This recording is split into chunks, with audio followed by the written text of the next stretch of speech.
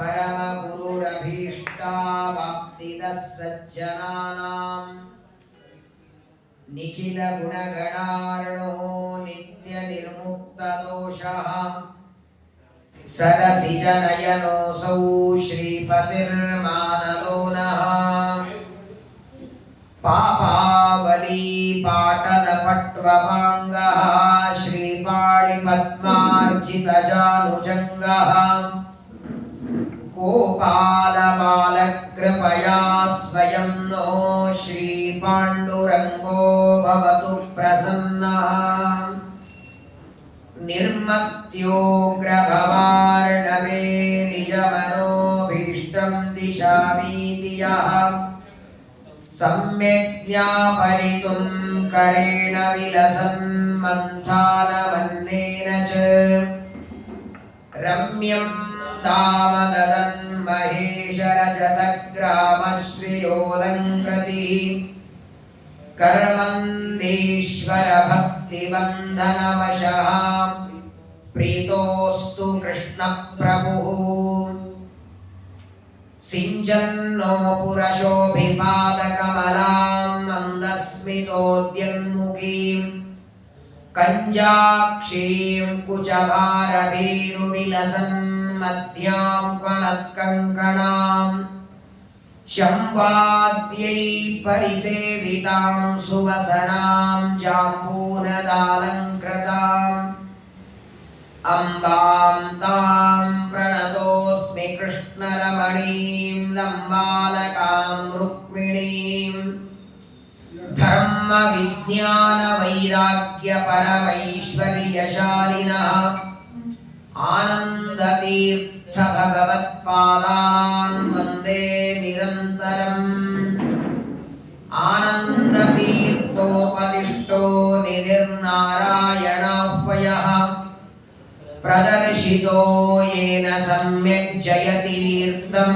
तमाश्रये अर्तिकल्पितकल्पोऽयं प्रत्यर्थिगजकेसरी व्यासतीर्थगुरुर्भूयादस्मदिष्टार्थसिद्धये तपो विद्याविरक्त्यादिसद्गुणौघाकरानहं वादिराजगुरून् वन्दे हयग्रीवदयाश्रयान् भक्तानां मानसाम्बोजभानवे कामधेनवे नमतां कल्पतरवे जयीन्द्रगुरवे नमः कुशाग्रमतले भानुद्युतले वादिभीतले आराधितश्रीपतले सुधीन्द्रयतले नमः सालङ्कारककाव्यनाटककलाकाणादपातञ्जल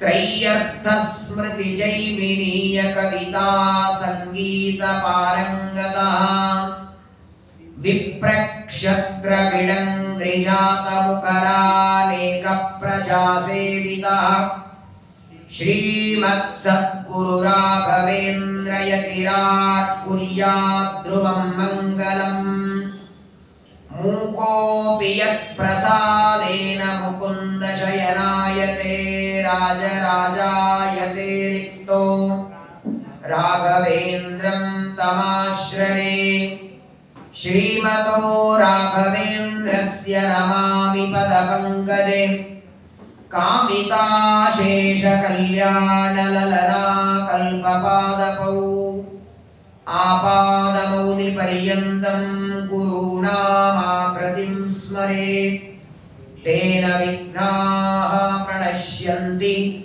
सिद्ध्यन्ति च मनोरथाः। ಶ್ರೀ ಗುರುಭ್ಯೋ ನಮಃ.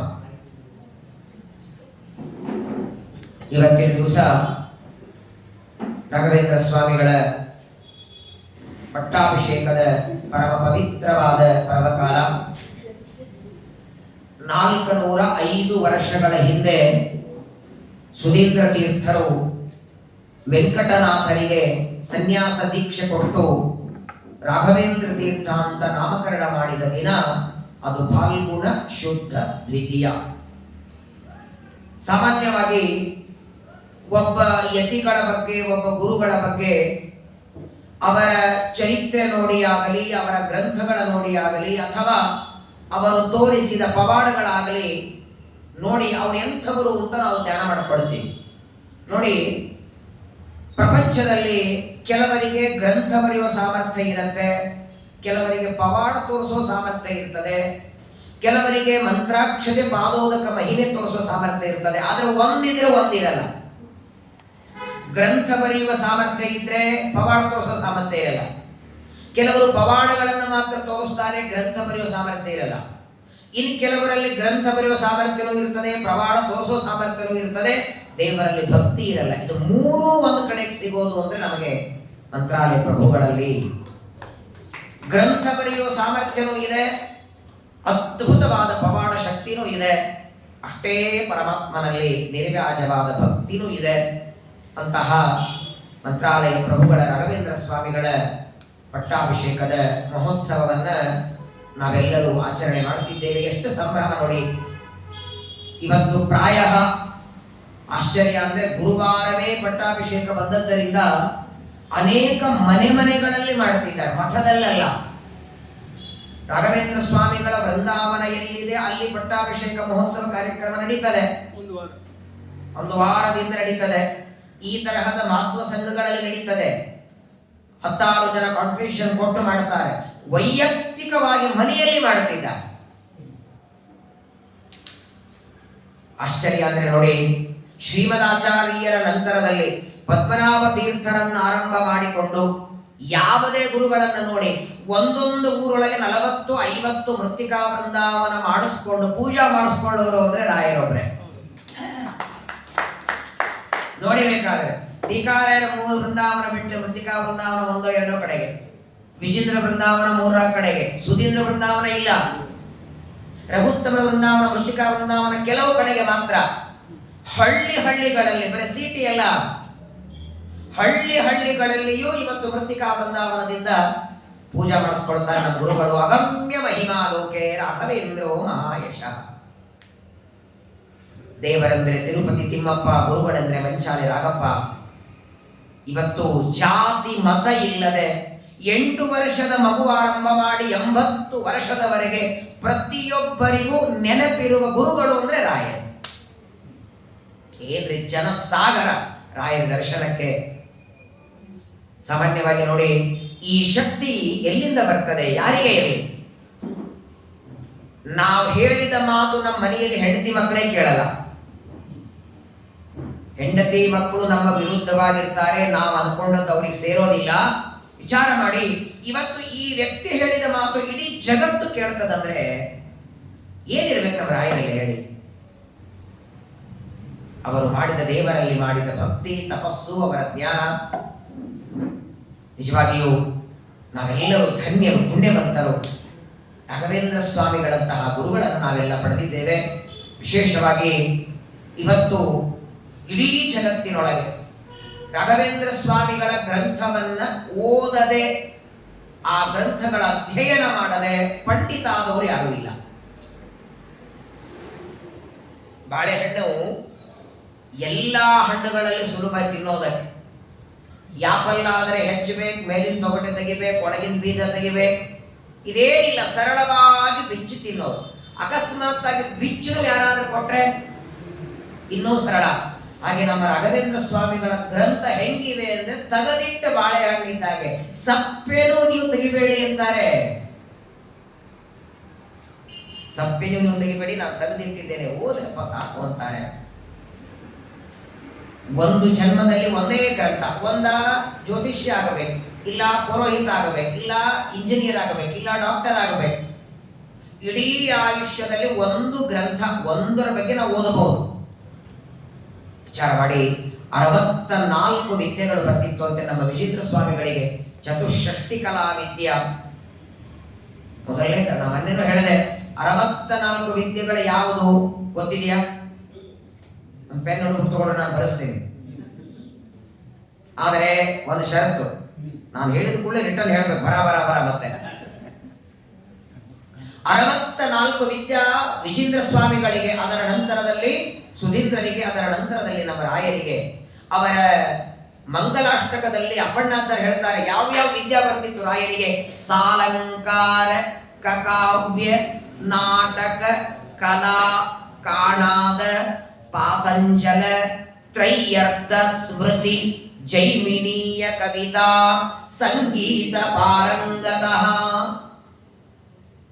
ಏನ್ ಬರ್ತಿರ್ಲಿಲ್ಲ ಅವರಿಗೆ? ಅಡಿಗೆ ಬರ್ತಿರ್ಲಿಲ್ವಾ, ಹಾಡ್ಲಿಕ್ಕೆ ಬರ್ತಿರ್ಲಿಲ್ವಾ, ಗ್ರಂಥ ಬರಲಿಕ್ಕೆ ಬರ್ತಿರ್ಲಿಲ್ವಾ, ಶ್ಲೋಕಗಳ ರಚನೆ ಮಾಡ್ಲಿಕ್ಕೆ ಬರ್ತಾ ಇರಲಿಲ್ವಾ? ಪ್ರತಿಯೊಂದು ವಿದ್ಯೆಯೊಳಗೆ ಅದ್ಭುತ ಪಾಂಡಿತ್ಯ. ಒಬ್ಬ ವಿದ್ಯಾರ್ಥಿಗೆ 500 ರೂಪಾಯಿ ಅಂತ ಇಟ್ಕೊಂಡು ಪಾಠ ಮಾಡಿದ್ರು ಕೋಟ್ಯಾಧಿಪತಿ ಆಗ್ತಿದ್ದಾರೆ ರಾಯರು. ಅವರಿಗಿರುವ ವಿದ್ಯೆಗೆ ತಲೆ ತೂಗಿ ಎಲ್ಲ ಪಾಠಕ್ಕೆ ಬರಬೇಕು. ಎಷ್ಟೋ ಜನ ಹೇಳಿದ್ರಂತೆ ಬಡತನ ಇದೆ, ದಾರಿದ್ರ್ಯ ಇದೆ, ಬೇಕಾದಷ್ಟು ತಲೆಯಲ್ಲಿ ವಿದ್ಯೆ ಇದೆ, ಒಂದು 10 ಜನ ವಿದ್ಯಾರ್ಥಿಗಳಿಗೆ ಪಾಠ ಹೇಳಿ ನಿಮ್ ಸಂಸಾರ ಹೋಗುತ್ತೆ ಅಂದ್ರೆ ನಾನು ವಿದ್ಯೆ ಮಾಡ್ಕೊಳ್ಳೋದಿಲ್ಲ ಅಂದ್ರು. ಅವ್ರು ದುಡ್ಡು ಕೊಡ್ತೇನೆ ಅಂದ್ರೆ ನಾನು ಪಾಠ ಹೇಳ್ತೇನೆ ಅಂದ್ರೆ ನಾನು ಮಾಡ್ಕೊಳ್ಳೋದಿಲ್ಲ, ವಿದ್ಯಾ ದಾನ ಮಾಡೋದು. ಇಡೀ ಆಯುಷ್ಯ ಸಂಪತ್ತಿಗಾಗಿ ಒದ್ದಾಡಲಿಲ್ಲ, ಮನೆ ಕಟ್ಟಬೇಕು, ಸೈಟ್ ತಗೊಳ್ಬೇಕು ಅಂತ ಒದ್ದಾಡಲಿಲ್ಲ. ಎಂಥ ತ್ಯಾಗ ಅದು ಅನ್ನೋದಕ್ಕಾಗೇನೆ ಇವತ್ತು ವಿಶ್ವಮಾನ್ಯರಾಗಿ ಜಗದ್ಗುರುಗಳಾಗಿ ನಮ್ಮ ರಾಯರು ಮೆರೀತಾ ಇದ್ದಾರೆ. ರಾಘವೇಂದ್ರ ಸ್ವಾಮಿಗಳ ಮೂಲ ರೂಪ ಶಂಕುಕರ್ಣ ಅಂತ. ಶಂಕುಕರ್ಣ ಅಂತ ಒಬ್ಬ ದೇವತೆ, ತಾರತಮ್ಯದಲ್ಲಿ ಆಜಾನಜ ದೇವತೆಗಳ ಕಕ್ಷಾದಲ್ಲಿ ಬರ್ತಾರೆ. ಈ ಶಂಕುಕರ್ಣ ಅನ್ನೋ ದೇವತೆ ಲಕ್ಷ್ಮೀದೇವಿ ದೇವರ ಪೂಜೆ ಮಾಡ್ತಿದ್ರೆ ಕೈ ಕೆಳಗೆ ಸೇವೆ ಮಾಡ್ತಿದ್ರು. ಹೂ ತಂದು ಕೊಡೋದು, ಅಡಿಗೆಗೆ ಸಿದ್ಧತೆ ಮಾಡಿ ಕೊಡೋದು, ಅಭಿಷೇಕಕ್ಕೆ ನೀರು ಕೊಡೋದು. ಲಕ್ಷ್ಮೀದೇವಿಯ ಕೈಯಲ್ಲಿ ಪೂಜಾ ಮಾಡಿ ಮಾಡಿ ಮಾಡಿ ಮಾಡಿ ಒಳ್ಳೆ ಸಿದ್ಧಿ ಬಂದಿತ್ತು. ಒಂದು ದಿನ ಬ್ರಹ್ಮದೇವರು ಬಂದು ಶಂಕುಕರ್ಣನಿಗೆ ಅಂತಾರೆ, ಹೇಗೋ ಲಕ್ಷ್ಮೀದೇವಿಯ ಕೈಯಲ್ಲಿ ಸೇವಾ ಮಾಡಿ ರೂಢಿಯಾಗಿದೆ, ಕೆಲವು ದಿನ ನಮ್ಮ ಹತ್ರ ಬಾ ಸತ್ಯಲೋಕಕ್ಕೆ, ನಾನು ಮಾಡುವ ಪೂಜೆಗೆ ಸ್ವಲ್ಪ ನನಗೂ ಸಹಾಯಕ್ಕೆ ಬಾ ಅಂತ ಕರೀತಾರೆ. ಲಕ್ಷ್ಮೀದೇವಿ ಆಯ್ತಪ್ಪ ಹೋಗು ಅಂತ ಕಳಿಸಿಕೊಡ್ತಾರೆ. ಸತ್ಯಲೋಕದಲ್ಲಿ ಬ್ರಹ್ಮದೇವರ ಪೂಜೆಗೆ ಬಂದಿದ್ದಾರೆ. ಏನು ಬ್ರಹ್ಮದೇವರ ಪೂಜೆ ಅಂದ್ರೆ ಹೇಗಿರುತ್ತೆ? ಬ್ರಹ್ಮದೇವರು ಪೂಜಾ ಮಾಡ್ತಿದ್ರೆ ಯಾವ ಮಂತ್ರಗಳನ್ನ ಬ್ರಹ್ಮದೇವರು ಹೇಳ್ತಿದ್ರು ನೋಡಿ, ಆ ಮಂತ್ರಾಭಿಮಾನಿ ದೇವತೆ ಪಕ್ಕದಲ್ಲಿ ನಿಂತ್ಕೊಳ್ತಿದ್ರಂತೆ. ವಾಯುಸ್ತುತಿಯಲ್ಲಿ ಹೇಳ್ತಾರೆ, ಸೇವಂತೆ ಮೂರ್ತಿ ಮತ್ಯ ಸುಚರಿತ ಚರಿತಂ ಭಾತಿ ಗಂಧರ್ವ ಗೀತಂ ಪ್ರತ್ಯೇಕಂ ದೇವ ಸಂತಸ್ತ್ವಪಿತವ ಭಗವನ್ ನರ್ತಿತತ್ಯೋವದೂಷು. ವೇದಾಭಿಮಾನಿ ದೇವತೆಗಳು ಬ್ರಹ್ಮದೇವರು ಪುರುಷ ಸೂಕ್ತ ಪಠನ ಮಾಡ್ತಿದ್ರೆ ಕುಣಿತಿದ್ರ. ಏನ್ ಬ್ರಹ್ಮದೇವರ ಮಂತ್ರಗಳು. ಆ ಬ್ರಹ್ಮದೇವರು ಪೂಜೆ ಮಾಡುವಾಗ ಕೈ ಕೆಳಗೆ ಸೇವೆ ಮಾಡಿ ಬಂದ್ರು ಶಂಕುಕರ್ಣ. ಒಂದು ದಿನ ತುಳಸಿ ತಗೊಂಡು ಬಾ ಅಂತ ಕಳಿಸ್ತಾರೆ. ಅಡವಿಗೆ ಬಂದಿದ್ದಾರೆ. ಅರಣ್ಯದಲ್ಲಿ ಈ ಶಂಕುಕರ್ಣ ತುಳಸಿ ಬಿಡಿಸುವಾಗ ಒಬ್ಬ ಗಂಧರ್ವ ಒಳ್ಳೆ ವೀಣೆಯನ್ನ ಬಾರಿಸ್ತಾ ಇದ್ರು. ಆ ಗಂಧರ್ವ ವೀಣೆಯನ್ನ ಬಾರಿಸ್ತಾ ಇದ್ರೆ ಶಂಕುಕರ್ಣ ತುಳಸಿಯೆಲ್ಲ ತಗೊಂಡು ಬರಬೇಕು. ಬ್ರಹ್ಮದೇವರು ಹೇಳಿದ್ರು ಸಕಾಲಕ್ಕೆ ತುಳಸಿ ತಗೊಂಡು ಬಾ ಅಂತ. 2 ನಿಮಿಷ ಆ ಗಂಧರ್ವರು ಹಾಡಾಡ್ತಾ ವೀಣೆ ಬಾರಿಸ್ತಾ ಇದ್ದದನ್ನ ಕೇಳ್ತಾ 2 ನಿಮಿಷ ಮೈ ಬರ್ತಿದ್ದಾರೆ. ಅಷ್ಟೇ ತಡವಾಗಿ ಬರ್ತಾರೆ. ಅಷ್ಟಕ್ಕೆ ಬ್ರಹ್ಮದೇವರ ಶಾಪ ಆಯಿತು, ಭೂಮಿಯಲ್ಲಿ ಹುಟ್ಟು. ಸಕಾಲಕ್ಕೆ ತುಳಸಿ ತರದೇ ಇದ್ದ ಶಾಪ ನೋಡಿ. ಇಂಥ ತಪ್ಪು ಎಷ್ಟು ಮಾಡಿರ್ತೇವೆ ನಾವು. ಸಕಾಲಕ್ಕೆ ಪೂಜನೆ ಮುಗಿದು ಹೋಗ್ಬಿಟ್ಟಿರ್ತದೆ, ಯಾಕೆ ಶಾಪ ಕೊಡೋರಿಲ್ಲ ಇವತ್ತು. ಶಂಕುಕರ್ಣಾಖ್ಯ ದೈವಸ್ತು ಬ್ರಹ್ಮ ಶಾಪಾಚ್ಯ ಭೂತಲೆ. ದೇವರ ಪೂಜೆಗೆ ಸಕಾಲಕ್ಕೆ ತುಳಸಿ ತರಲಿಲ್ಲ. ಒಬ್ಬ ಗಂಧರ್ವ ಹಾಡೋದನ್ನ ಕೇಳ್ತಾ ಮೈ ಮರೆತಲ್ಲ. ಮೈ ಮರೆತು ಕೆಲಸ ಮಾಡೋ ಜವ ಯಾರ್ದಿದು? ಮನುಷ್ಯನ ಸ್ವಭಾವ ಅಲ್ವಾ? ಹಾಗಾದ್ರೆ ನೀ ಮನುಷ್ಯನಾಗಿ ಹುಟ್ಟು. ತಕ್ಷಣದಲ್ಲಿ ಬ್ರಹ್ಮದೇವರ ಶಾಪ ಆಯಿತು. ಗಾಬರಿ ಆಗ್ತಾರೆ. ತಪ್ಪಾಯಿತು ಸ್ವಾಮಿ, ಕ್ಷಮಾ ಮಾಡಿ. ಅಲ್ಲ, ಮನುಷ್ಯನಾಗಿ ಹುಟ್ಟು ಅಂದ್ರೆ ಎಲ್ಲಿ ಹುಟ್ಲಿ ನಾನು ಅಂತ ಕೇಳಿದರು. ಯಾರೋ ದುಷ್ಟರು ನೀಚರ ಪಾಪಿಗಳ ಮನೆಯಲ್ಲಿ ಹುಟ್ಟಿದ್ರೆ ಗತಿ ಏನು? ನನ್ನಿಂದ ತಪ್ಪಾಗಿದೆ. ಸಕಾಲಕ್ಕೆ ತುಳಸಿ ತರದೇ ಇರೋದೊಂದು ಅಪರಾಧ ಆಗಿದೆ. ಆದರೆ ನನಗೆ ಅನುಗ್ರಹ ಮಾಡಿ ಅಂತ ಬೇಡಿಕೊಂಡಾಗ ಬ್ರಹ್ಮದೇವರಂತಾರೆ, ನೀ ಅಂಥಲ್ಲಿ ಹುಟ್ಟಬೇಡ. ನಾನೇ ತಪಸ್ಸು ಮಾಡಿದ್ದಕ್ಕೆ ವರ ಕೊಟ್ಟಿದ್ದೇನೆ ಹಿರಣ್ಯಕಶಿಪುವಿಗೆ. ಆ ಹಿರಣ್ಯಕಶಿಪುವಿನ ಹೊಟ್ಟೆಯಲ್ಲಿ ಹುಟ್ಟಿ ನೀನು ಪ್ರಹ್ಲಾದನಾಗಿ ಅಂತ ಕಳಿಸ್ಕೊಟ್ರಂತೆ. ಯಾಕಂದ್ರೆ ಆಲ್ರೆಡಿ ಹಿರಣ್ಯಕಶಿಪು ತಪಸ್ಸು ಮಾಡಿ ಬ್ರಹ್ಮದೇವರಿಂದ ವರ ಬೇಡಿದ್ದ. ಹಾಗಾಗಿ ಆ ಶಂಕುಕರ್ಣನ ಮೊದಲನೇ ಜನ್ಮನೇ ಪ್ರಹ್ಲಾದರಾಜರು. ಪ್ರಹ್ಲಾದರಾಜರಾದಾಗ ತಾಯಿಯ ಗರ್ಭದಲ್ಲಿ ಇರುವಾಗಲೇ ನಾರದರು ಉಪದೇಶ ಮಾಡ್ತಾರೆ. ದಿವ್ಯವಾದ ತತ್ವಜ್ಞಾನ. ಬೆಳಗ್ಗೆ ಸಾಯಂಕಾಲ ಮರ್ತು ಹೋಗುತ್ತೆ ನಮಗೆ. ಗರ್ಭದಲ್ಲಿ ಓದಿದ್ದು ಹೊರಗೆ ಬಂದ ಮೇಲೆ ನೆನಪಿತ್ತಂತೆ ಪ್ರಹ್ಲಾದರಾಜರಿಗೆ. ದೈತ್ಯ ಬಾಲಕರಿಗೆ ಹೇಳ್ತಾರೆ, ಮೊದಲು ಶಂಕುಕರ್ಣ ಬ್ರಹ್ಮಶಾಪದಿಂದ ಭೂಮಿಗೆ ಬಂದರು, ಪ್ರಹ್ಲಾದರಾದರು. ಪ್ರಹ್ಲಾದರಾಜರಾಗಿ ದೈತ್ಯ ಬಾಲಕರಿಗೆಲ್ಲ ಉಪದೇಶ ಮಾಡಿದರು, ಅನುಗ್ರಹ ಮಾಡಿದರು. ಇದೇ ಹೊತ್ತಿಗೆ ಪ್ರಹ್ಲಾದರಾಜರ ಅವತಾರದ ಸಮಾಪ್ತಿಯಾಗಬೇಕು. ಅದೇ ಹೊತ್ತಿಗೆ ರಾಮಾಚಾರ್ಯ ದಂಪತಿಗಳು ಪರಮಾತ್ಮನಲ್ಲಿ ಪ್ರಾರ್ಥನೆ ಮಾಡಿಕೊಳ್ಳುತ್ತಾರೆ. ಮತ್ತೆ ಎರಡನೇ ಜನ್ಮ ತಾಳಿ ಬರ್ತಾರೆ ವ್ಯಾಸರಾಜರಾಗಿ. ಏನ್ ಕರುಣೆ ನೋಡಿ, ಪ್ರಹ್ಲಾದರಾಜರಾದಾಗ ದತ್ತಾತ್ರೇಯ ರೂಪಿಯಾದ ಪರಮಾತ್ಮನಿಂದ ತರ್ಕಶಾಸ್ತ್ರ ಓದಿದ್ರು, ಅದನ್ನ ಜಗತ್ತಿಗೆ ಕೊಡೋದಕ್ಕೆ ವ್ಯಾಸರಾಜರಾಗಿ ನ್ಯಾಯಾಮೃತೇನಾರ್ಚಿತ ಕೀರ್ತಿ ತಾಂಡವೇನ ವಿಭೂಷಿತ, ನ್ಯಾಯಾಮೃತ, ತಾತ್ಪರ್ಯ ಚಂದ್ರಿಕಾ, ತರ್ಕತಾಂಡವ ಅನ್ನೋ 3 ಗ್ರಂಥಗಳನ್ನ ವ್ಯಾಸರಾಜರು ಬರೆದು ಕೊಡ್ತಾರೆ. ಅವರ ಆರಾಧನೆಯು ಇದೇ ಫಾಲ್ಗುಣದಲ್ಲೇನೆ. ಒಂದರ್ಥದಲ್ಲಿ ಫಾಲ್ಗುಣ ಮಾಸ ಬಟ್ಟೆ ಆರಾಧನೆ ಎರಡಕ್ಕೂ ಒಂದು ಸ್ಪೆಷಲಿಸ್ಟ್ ಇದ್ದಂಗಿದೆ ನೋಡಿ. ಫಾಲ್ಗುಣ ಮಾಸದಲ್ಲಿ ಇವತ್ತು ರಾಯರ ಪಟ್ಟಾಭಿಷೇಕ, ಸಪ್ತಮಿ ರಾಯರ ಹುಟ್ಟಿದ ದಿನ, ಇದೇ ಫಾಲ್ಗುಣದಲ್ಲೇ ನಮ್ಮ ಸತ್ಯಾತ್ಮರು ಅವತಾರ ಮಾಡಿದ ದಿನ ಇದೆ. ಇದೇ ಫಾಲ್ಗುಣದಲ್ಲೇನೆ ವಾದಿರಾಜರ ಆರಾಧನೆ, ಇದೇ ಫಾಲ್ಗುಣದಲ್ಲೇನೆ ವ್ಯಾಸರಾಜರ ಆರಾಧನೆ, ಸತ್ಯ ಸಂತುಷ್ಟರ ಆರಾಧನೆ, ಸುಧೀಂದ್ರ ತೀರ್ಥರ ಆರಾಧನೆ, ಸತ್ಯಬೋಧರು. ಈ ಸುಧೀಂದ್ರ ಸತ್ಯಬೋಧರು ಹೆಂಗಿದ್ದಾರೆ ಗೊತ್ತಾ? ಒಬ್ಬರು ರಾತ್ರಿ ಸೂರ್ಯ ತೋರಿಸ್ತವರು, ಒಬ್ಬರು ಹಗಲಕ್ಕೂ ಸೂರ್ಯ ಮಾಯ ಮಾಡಿದವರು. ಧೀರೇಂದ್ರ ತೀರ್ಥರು ಹೇಳದಲ್ಲ, ಎಲ್ಲ ಮಠಗಳ ಆರಾಧನೆ ಒಂದರ್ಥದಲ್ಲಿ ಸಂವತ್ಸರದ ಎಂಡು ಅಂತೀವಲ್ಲ, ಸಂವತ್ಸರದ ಕೊನೆ ಮಾಸ ಫಾಲ್ಗುಣ ಅಂದ್ರೆ ಒಂದರ್ಥದಲ್ಲಿ ಆರಾಧನೆಗಳಿಗೆ ತವರು ಮನೆ. ಅದರಲ್ಲಿ ನಮ್ಮ ರಾಘವೇಂದ್ರ ಸ್ವಾಮಿಗಳ ದಿವ್ಯವಾದಂತಹ ಮಹಿಮೆ ನೋಡಿ. ಪ್ರಹ್ಲಾದರಾಜರಾಗಿ ವ್ಯಾಸರಾಜರಾಗಿ ಒಂದು ಕಾರಣ ಆಯಿತು. ಪ್ರಹ್ಲಾದರಾಜರು ನಾರದರಿಂದ ಉಪದೇಶ ಪಡೆದರು. ಒಂದು ದಿನ ವೈಕುಂಠ ಲೋಕದಲ್ಲಿ ದೇವರು ಮಲಗಿದ್ದ, ಶೇಷನ ಮೇಲೆ ನಾರದರು ಬಂದ್ರಂತೆ. ನಾರದರು ಬಂದು ಪ್ರಾರ್ಥನೆ ಮಾಡ್ತಾರೆ ದೇವರಿಗೆ, ಅಲ್ಲ ಸ್ವಾಮಿ, 3 ಯುಗದಲ್ಲಿ ಅವತಾರ ಮಾಡ್ತೇನೆ ಅಂತ ಹೇಳಿದ್ದೀನಿ, ಧರ್ಮ ಸಂಸ್ಥಾಪನಾರ್ಥಾಯ ಸಂಭವಾಮಿ ಯುಗೆ ಯುಗೆ, ಪ್ರತಿ ಯುಗದಲ್ಲಿ ಬರ್ತೇನೆ ಅಂತ ಪ್ರತಿಜ್ಞೆ ಮಾಡಿದ್ದೆ. ತ್ರೇತಾಯುಗದಲ್ಲಿ ರಾಮನಾಗಿ ಬಂದೆ, ಕೃತಯುಗದಲ್ಲಿ ನರಸಿಂಹನಾಗಿ ಬಂದೆ, ದ್ವಾಪರದಲ್ಲಿ ಕೃಷ್ಣನಾದೆ, ಆದರೆ ಕಲಿಯುಗದಲ್ಲಿ ಬರಲೇ ಇಲ್ಲಲ್ಲ. ನಿನ್ನ ಅವತಾರದ ಅಪೇಕ್ಷೆ ಇರೋದೇ ಕಲಿಯುಗದಲ್ಲಿ. ಅಧರ್ಮ ಹೆಚ್ಚಿರುವ ಯುಗ, ಧರ್ಮ ಸ್ಥಾಪನೆಗೆ ಅವಶ್ಯಕತೆ ಇದ್ದದ್ದೇ ಕಲಿಯುಗದಲ್ಲಿ, ನೀನು ಬರಲೇ ಇಲ್ಲಲ್ಲ ಅಂತ ನಾರದರು ಕೇಳಿದರೆ ದೇವರನ್ನ, ಪ್ರತಿ ಬಾರಿ ನಾನೇ ಅವತಾರ ಮಾಡಿ ಹೋಗೋದಿಲ್ಲ, ಧರ್ಮ ಸ್ಥಾಪನೆಗೆ ಇನ್ಮೇಲೆ ನೀ ಹೋಗ ಅಂತ ಕಳಿಸ್ಕೊಟ್ಟ ಅಂತ ನಾರದರಿಗೆ. ವೈಕುಂಠ ಲೋಕದಲ್ಲಿ ಕೇಳೋದಕ್ಕೆ ಹೋದ್ರೆ ಮೈ ಮೇಲೆ ಬಂತು ನಾರದರಿಗೆ, ಪ್ರತಿ ಬಾರಿ ನಾನೇ ಹೋಗ್ಬೇಕಾ? ಒಂದು ಬಾರಿ ಧರ್ಮ ಸ್ಥಾಪನೆಗೆ ನೀನು ಹೋಗು ಅಂದಾಗ ನಾರದರಂದ್ರು, ನಾನು ಒಬ್ಬನೇ ಹೋಗಿ ಏನ್ ಮಾಡ್ಲಿ ಸ್ವಾಮಿ, ಯಾರು ನನ್ನ ಮಾತು ಕೇಳ್ತಾರೆ? ಎಲ್ಲಾರು ಅವರ ಸಂಸಾರದಲ್ಲಿ ಬಿಸಿ ಇರ್ತಾರೆ, ನನ್ನ ಮಾತು ಕೇಳೋರು ಯಾರಿಲ್ಲ, ನನ್ನ ಜೊತೆಗೆ ಯಾರಾದ್ರೂ ಕಳಿಸಿ ಹೋಗ್ತೇನೆ ಅಂದಾಗ, ನಿನ್ನ ಶಿಷ್ಯ ಇದ್ದಾನಲ್ಲ ಪ್ರಹ್ಲಾದ, ಕರ್ಕೊಂಡು ಹೋಗವ ನನ್ನ ಅಂದ್ರೆ ಅಂತ ದೇವರು. ಹೇಗೋ ಗುರು ಶಿಷ್ಯರಲ್ಲಿ ಅನ್ಯೋನ್ಯತೆ ಇದೆ, ನೀವಿಬ್ರು ಹೋಗಿ. ಆದ್ರೆ ಒಂದು ವ್ಯತ್ಯಾಸ, ಇಲ್ಲಿ ನೀನು ಗುರು, ಪ್ರಹ್ಲಾದ ಶಿಷ್ಯ. ಕೆಳಗೆ ಹೋದ ಮೇಲೆ ಅವ ಗುರು ಆಗ್ತಾನೆ, ನೀ ಶಿಷ್ಯ ಆಗ್ಬೇಕು. ಅದು ಭೂಲೋಕ ಹಂಗೆ ಇರ್ತಾನೆ, ಶಿಷ್ಯ ಗುರು ಆಗ್ತಾರೆ, ಗುರು ಶಿಷ್ಯ ಆಗ್ತಾರೆ. ಹಾಗಾಗಿ ದೇವರಾಜ್ಞೆಯಿಂದ ಆ ಪ್ರಹ್ಲಾದ ವ್ಯಾಸರಾಜರಾಗಿ ಬಂದರು, ಪುರಂದರದಾಸರಾಗಿ ನಾರದರು ಬರಬೇಕಾಯಿತು. ಗುರುಗಳು ಶಿಷ್ಯರಾಗಿ ಬಂದದ್ದು. ವ್ಯಾಸರಾಜರ ಚರಿತ್ರೆಯನ್ನು ನಾಳೆ ಅವರ ಆರಾಧನೆಯಲ್ಲಿ ಕೇಳ್ತೀರಿ. ವ್ಯಾಸರಾಜರ ನಂತರದಲ್ಲಿ ಮತ್ತೆ 3ನೇ ಜನ್ಮ ತಾಳಿ ಬರ್ತಾರೆ ಬಾಲ್ಮೀಕರಾಜರು. ಬಾಲ್ಮೀಕರಾಜರ ಚರಿತ್ರೆ ಬಹಳ ವಿಸ್ತಾರ ಇಲ್ಲ. ಮಹಾಭಾರತದಲ್ಲಿ ದೇವರ ಆಜ್ಞೆಯಂತೆ ದುರ್ಯೋಧನಾದಿಗಳಿಗೆ ಸಹಾಯ ಮಾಡಿ ಭೀಮಸೇನ ದೇವರಿಂದ ಹೊಡೆಸ್ಕೊಳ್ಳುತ್ತಾರೆ. ಆದರೆ ಜ್ಞಾನ ಕಾರ್ಯ ಮಾಡಿದ್ದು 3 ಅವತಾರದಲ್ಲಿ. ಮೊದಲು ಪ್ರಹ್ಲಾದರಾಜರು, ಎರಡನೇದು ವ್ಯಾಸರಾಜರು, ಅನಂತರದಲ್ಲಿ 3ನೇ ಜನ್ಮ ಅವರು ಹುಟ್ಟಿ ಬಂದದ್ದು ಗೌತಮ ಗೋತ್ರದಲ್ಲಿ. ಬೀಗಮುದ್ರೆ ಮನೆತನ, ಪಾಷ್ಟಿಕ ವಂಶ ಅಂತ ಕರೀತಾರೆ.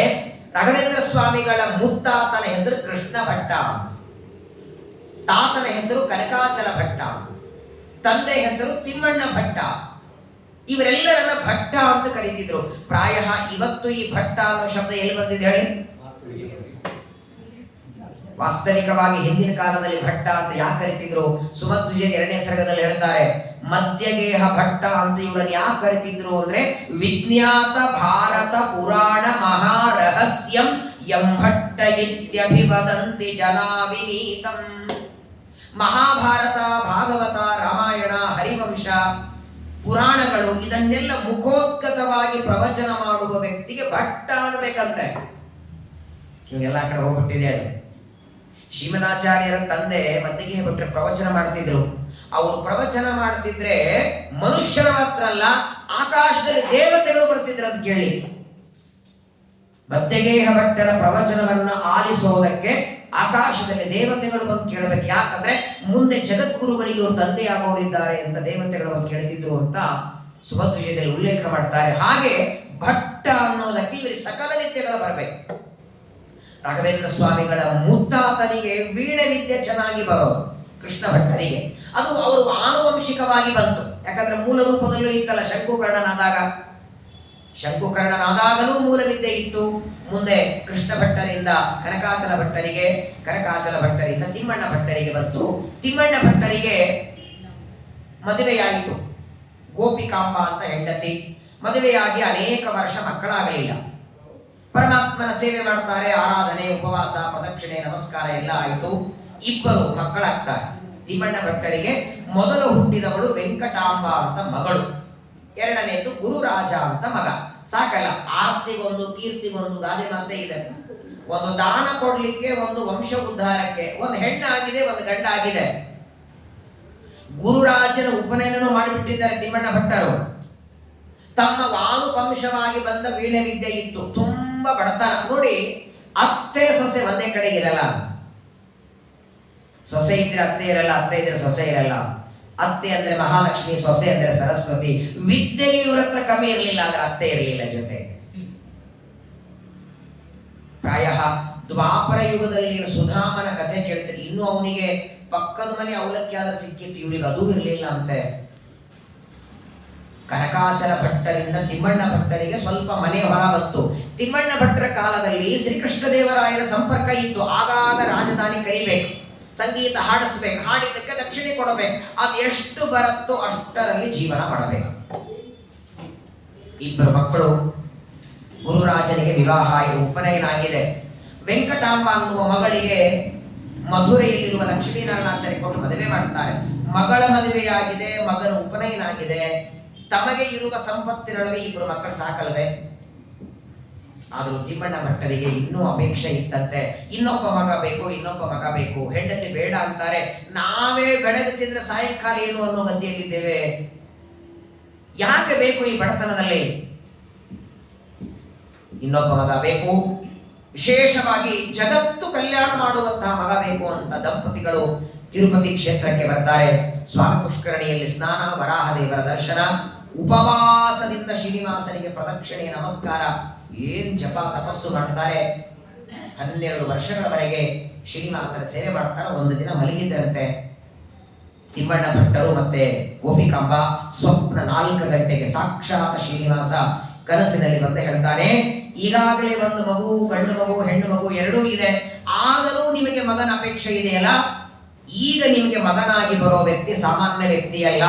ನನ್ನ ಜ್ಞಾನವನ್ನ ಜಗತ್ತಿಗೆ ಹಂಚುವ ಜಗದ್ಗುರುವಾಗಬೇಕಾದ ವ್ಯಕ್ತಿ ನಿಮ್ಮ ಮಗನಾಗಿ ಬರ್ತಾನೆ. 4 ಗಂಟೆಗೆ ಸ್ವಪ್ನದಲ್ಲಿ ಪರಮಾತ್ಮ ಸೂಚನೆ ಮಾಡ್ತಾನೆ. ಹಿಂದಿನ ಜನ್ಮದಲ್ಲಿ ವ್ಯಾಸರಾಜರಾಗಿ ವಿಶೇಷವಾಗಿ ಜ್ಞಾನವನ್ನ ಜಗತ್ತಿಗೆ ಕೊಟ್ಟವರು, ವಿಜೇಂದ್ರ ಸ್ವಾಮಿಗಳನ್ನ, ವಾದಿರಾಜರನ್ನ, ಪುರಂದರದಾಸರನ್ನ ನಿರ್ಮಾಣ ಮಾಡಿದಂತಹ ವ್ಯಕ್ತಿಗಳು ಅದೇ ವ್ಯಾಸರಾಜರು 2 ಮತ್ತೆ 3ನೇ ಜನ್ಮ ತಾಳಿ ಬರ್ತಿದ್ದಾರೆ. ಭಗವಂತನ ಅನುಗ್ರಹದಿಂದ ಆ ಗೋಪಿಕಾಂಬೆಯ ಗರ್ಭದಲ್ಲಿ ಇವರ ಪ್ರವೇಶ ಆಯಿತು. ಮೊದಲು ಪ್ರಹ್ಲಾದ, ವ್ಯಾಸರಾಜರು, 3ನೇ ಜನ್ಮ ಗೋಪಿಕಾಂಬೆಯ ಗರ್ಭದಲ್ಲಿ ಪ್ರವೇಶ ಮಾಡ್ತಾರೆ. ನೋಡಿ, ಸಮಯ ಬಹಳ ಇಲ್ಲ. ರಾಘವೇಂದ್ರ ಸ್ವಾಮಿಗಳ ಬಗ್ಗೆ ಹೇಳಬೇಕು ಅಂದ್ರೆ ಇವತ್ತು ಶುರು ಮಾಡಿದ್ರೆ ಮುಂದಿನ ಪಟ್ಟಾಭಿಷೇಕವರೆಗೆ ಹೇಳಬಹುದು. ಒಂದೊಂದು ಮಾತುಗಳು ಜುಮ್ಮಲ್ಲ. ಇಡೀ ಜಗತ್ತು ಇವರಿಗೆ ರಾಯರಿಗೆ ತಲೆಬಾಗ್ತದೆ. ಬರೀ ಮಂತ್ರಾಕ್ಷತೆ ಅಥವಾ ಇನ್ನೇನೋ ರಾಯರ ಫೋಟೋ ಇಟ್ಟುಕೊಂಡು ರಾಯರ ಪ್ರದಕ್ಷಿಣೆ ನಮಸ್ಕಾರವಲ್ಲ, ಅವರ ಚರಿತ್ರೆಯಲ್ಲಿ ಒಂದೊಂದು ಮಾತು ಕೇಳಿ. ಇವತ್ತು ಇಷ್ಟು ಸಿದ್ಧಿ ರಾಯರಿಗೆ ಹೇಗೆ ಬಂತು? ಇವತ್ತು ಅನೇಕ ಜನ ಮಾಟ ಮಂತ್ರ ಮಾಡೋರಿದ್ದಾರೆ, ಬೂದಿ ಕೊಡ್ತಾರೆ, ಏನೋ ಹಾಗೆಲ್ಲ ಪಡೆದದ್ದಲ್ಲ. ರಾಯರು ಹರಿಪಾದ ಕಂಜ ನಿಷೇವಣ ಲಬ್ಧ ಸಮಸ್ತ ಸಂಪದ ಪಣ್ಣಚರಂತಾರೆ. ತಿಮ್ಮಣ್ಣ ಭಟ್ಟರ ಹೆಂಡತಿ ಗೋಪಿಕಾಂಬ ಗರ್ಭವತಿ ಆಗ್ತಾರೆ. ಸಾಮಾನ್ಯವಾಗಿ ಗರ್ಭಿಣಿ ಸ್ತ್ರೀಯರಿಗೆ ಬೈಕೆಗಳಿರ್ತವೆ. ನೀವು ನೋಡಿಬೇಕಾದ್ರೆ ಬಹಳ ಸಿಹಿ ತಿಂತಿದ್ರೆ ಆ ಒಳಗೆ ಯಾವ ಮಗು ಇದೆ ಅಂತ ಗೊತ್ತಾಗತ್ತೆ. ಬಹಳ ಖಾರ ಸೇರ್ತಿದ್ರೆ ಯಾವ ಮಗುವಿದೆ ಅಂತ ಗೊತ್ತಾಗತ್ತೆ. ಗರ್ಭಿಣಿ ಒಂದು ಮಾತು ಹೇಳ್ತದೆ, ಭಾಗವತ ಹೇಳ್ತದೆ, 7, 8, 9 ಕೊನೆ 3 ತಿಂಗಳು. ಯಾಕಂದ್ರೆ 7ನೇ ತಿಂಗಳ ಹೊತ್ತಿಗೆ ಗರ್ಭದಲ್ಲಿ ಮಗು ರೆಡಿ ಆಗತ್ತೆ. 7, 8, 9 ಈ 3 ತಿಂಗಳು ಗರ್ಭಿಣಿ ಸ್ತ್ರೀಯರು ಏನೇನು ಮಾಡ್ತಾರೆ ನೋಡಿ, ಅದೆಲ್ಲ ಸಂಸ್ಕಾರ ಒಳಗೆ ಮಗುವಿಗೆ ಕೊಡ್ತಾನಂತದೆ. ಇವರು 7ನೇ ತಿಂಗಳಿಗೆ ವಾಕಿಂಗಿಗೆ ಒಂದು ನಾಯಿ ತಗೊಂಡು ಹೋದ್ರೆ ಹುಟ್ಟಿದ 3 ವರ್ಷಕ್ಕೆ ನಾಯಿ ಬೇಕಂತ ನೋಡಬೇಕಾದ್ರೆ. ಇವಾಗೆಲ್ಲ ಡಾಕ್ಟರ್ಗಳು ರೆಸ್ಟ್ ಮಾಡು ಅಂತಾರೆ, ಇವರು ಅಖಂಡವಾಗಿ ಮೊಬೈಲ್, ಪಾಪ ಏನ್ ಮಾಡ್ಬೇಕು, ಕಾಲ ಕಳಿಬೇಕಲ್ಲ. ಈ 7, 8, 9 ಕೊನೆ 3 ತಿಂಗಳು ಟಿವಿ ಮೊಬೈಲ್ ನೋಡ್ತಾರೆ. ಮುಂದೆ ಹುಟ್ಟೋನು 3 ವರ್ಷಕ್ಕೆ ಮೊಬೈಲ್ ತಗೋತಾರೆ ಕೈ. ಇದು ನನ್ನ ಮಾತಲ್ಲ, ಪ್ರಹ್ಲಾದ ರಾಜರೇ ಸ್ವತಃ ಹೇಳಿದ ಮಾತು. ಗರ್ಭದಲ್ಲೇನು ಸಂಸ್ಕಾರ ಬರುತ್ತಲ್ಲ, ಅದು ಹೊರಗೆ ಬಂದರೆ ಬರೋದಿಲ್ಲ. ಹಾಗಾಗಿ 7ನೇ ತಿಂಗಳು ಗರ್ಭಿಣಿ ಸ್ತ್ರೀಯರು ಸಾಧ್ಯವಿದ್ದಷ್ಟು ಭಾಗವತ ಕೇಳಿ, ರಾಮಾಯಣ ಕೇಳಿ. ರಾಮ ಮಗನಾಗದಿದ್ರು ಪರವಾಗಿಲ್ಲ, ರಾಮ ಸ್ಮರಣೆ ಮಾಡೋ ಮಗ ಹುಟ್ಟಿದ್ರು ಸಾಕಾಗಿದೆ. ಇವತ್ತು ಶ್ರೀಕೃಷ್ಣನೇ ಮಗನಾಗಬೇಕಾಗಿಲ್ಲ, ಶ್ರೀಕೃಷ್ಣ ಪರಮಾತ್ಮನ ಸ್ಮರಣೆ ಮಾಡುವ, ಭಾಗವತ ಶ್ರವಣ ಮಾಡುವ ಮಗ ಹುಟ್ಟಿದ್ರೆ ಸಾಕು. ತಂದೆ ತಾಯಿಗಳನ್ನ ವೃದ್ಧಾಶ್ರಮಕ್ಕೆ ಸೇರೋ ಮಗ ಬೇಡ, ತಂದೆ ತಾಯಿಗಳ ಆಜ್ಞೆ ಪಾಲನೆ ಮಾಡೋ ಮಗ ಹುಟ್ಟಬೇಕಾದ್ರೆ ರಾಮಾಯಣ ಕೇಳಿ. ಹಾಗಾಗಿ ಗರ್ಭಿಣಿ ಸ್ತ್ರೀಯರೇ ಕೇಳಬೇಕಂತೆ, ನಮ್ಮ ರಾಘವೇಂದ್ರ ಸ್ವಾಮಿಗಳು ತಾಯಿಯ ಗರ್ಭದಲ್ಲಿದ್ರೆ ಅವರ ತಾಯಿ ಗೋಪಿಕಾಂಬ ಅವಳಿಗೆ ಏನು ಸೇರಬೇಕು, ಬೇಕಾದಷ್ಟು ಭಕ್ಷ್ಯ ಭೋಜ ಮಾಡಿ ಕೊಡ್ತಿದ್ರಂತೆ. ಗರ್ಭಿಣಿ ಸ್ತ್ರೀ ಅಂತ ಉಪ್ಪಿನಕಾಯಿ ಕೊಡಬೇಕು, ಏನೇನೋ ಕೊಡಬೇಕು. ಇವರೇ ಮತ್ತ ಆ ತುಳಸಿ ಕಟ್ಟೆಗೆ ಹೋಗಬೇಕು, ತುಳಸಿ ಹೊತ್ತಿಕ ಮಣ್ಣನ್ನು ತಗೊಂಡು ಮಣ್ಣು ತಿನ್ಬೇಕು. ದಿನಕ್ಕೆ ಇಷ್ಟಿಷ್ಟು ಮಣ್ಣು 3-4 ಬಾರಿ ತಿಂತಿದ್ರ. ಮುಂದೆ ಮಣ್ಣು ಕೊಡೋರೆ ಹುಟ್ಟೋರು ಇದ್ರಲ್ಲ, ಶಾಟಿ ಉಟ್ಕೊಳ್ಳೋ ವ್ಯಕ್ತಿ ಗರ್ಭದಲ್ಲಿದ್ದಾರೆ, ಇವರಿಗೆ ಯಾಕ್ರಿ ಅನ್ನ ಪಾಯಸ ಸೇರ್ತದೆ ಹೇಳಿ? ಪ್ರಾಯ ಗರ್ಭಿಣಿ ಸ್ತ್ರೀಯರು ತಾವು ಜಪ ಪಾರಾಯಣ ಮಾಡಬೇಕು. ಇವರೇನ್ ಮಾಡ್ತಿದ್ರು, ರಾಘವೇಂದ್ರ ಸ್ವಾಮಿಗಳು ಗರ್ಭದಲ್ಲಿದ್ರೆ ಅವರ ತಾಯಿ ತಮಗೆ ಗೊತ್ತಿದೆ, ತಾವು ಗಂಡನಿಂದ ಏನಾದ್ರೂ ಶ್ರವಣ ಮಾಡಿದ್ರೆ ಹೆಣ್ಮಕ್ಕಳನ್ನು ಕೂಡಿಸ್ಕೊಂಡು ಪ್ರವಚನ ಮಾಡ್ತಿದ್ರ.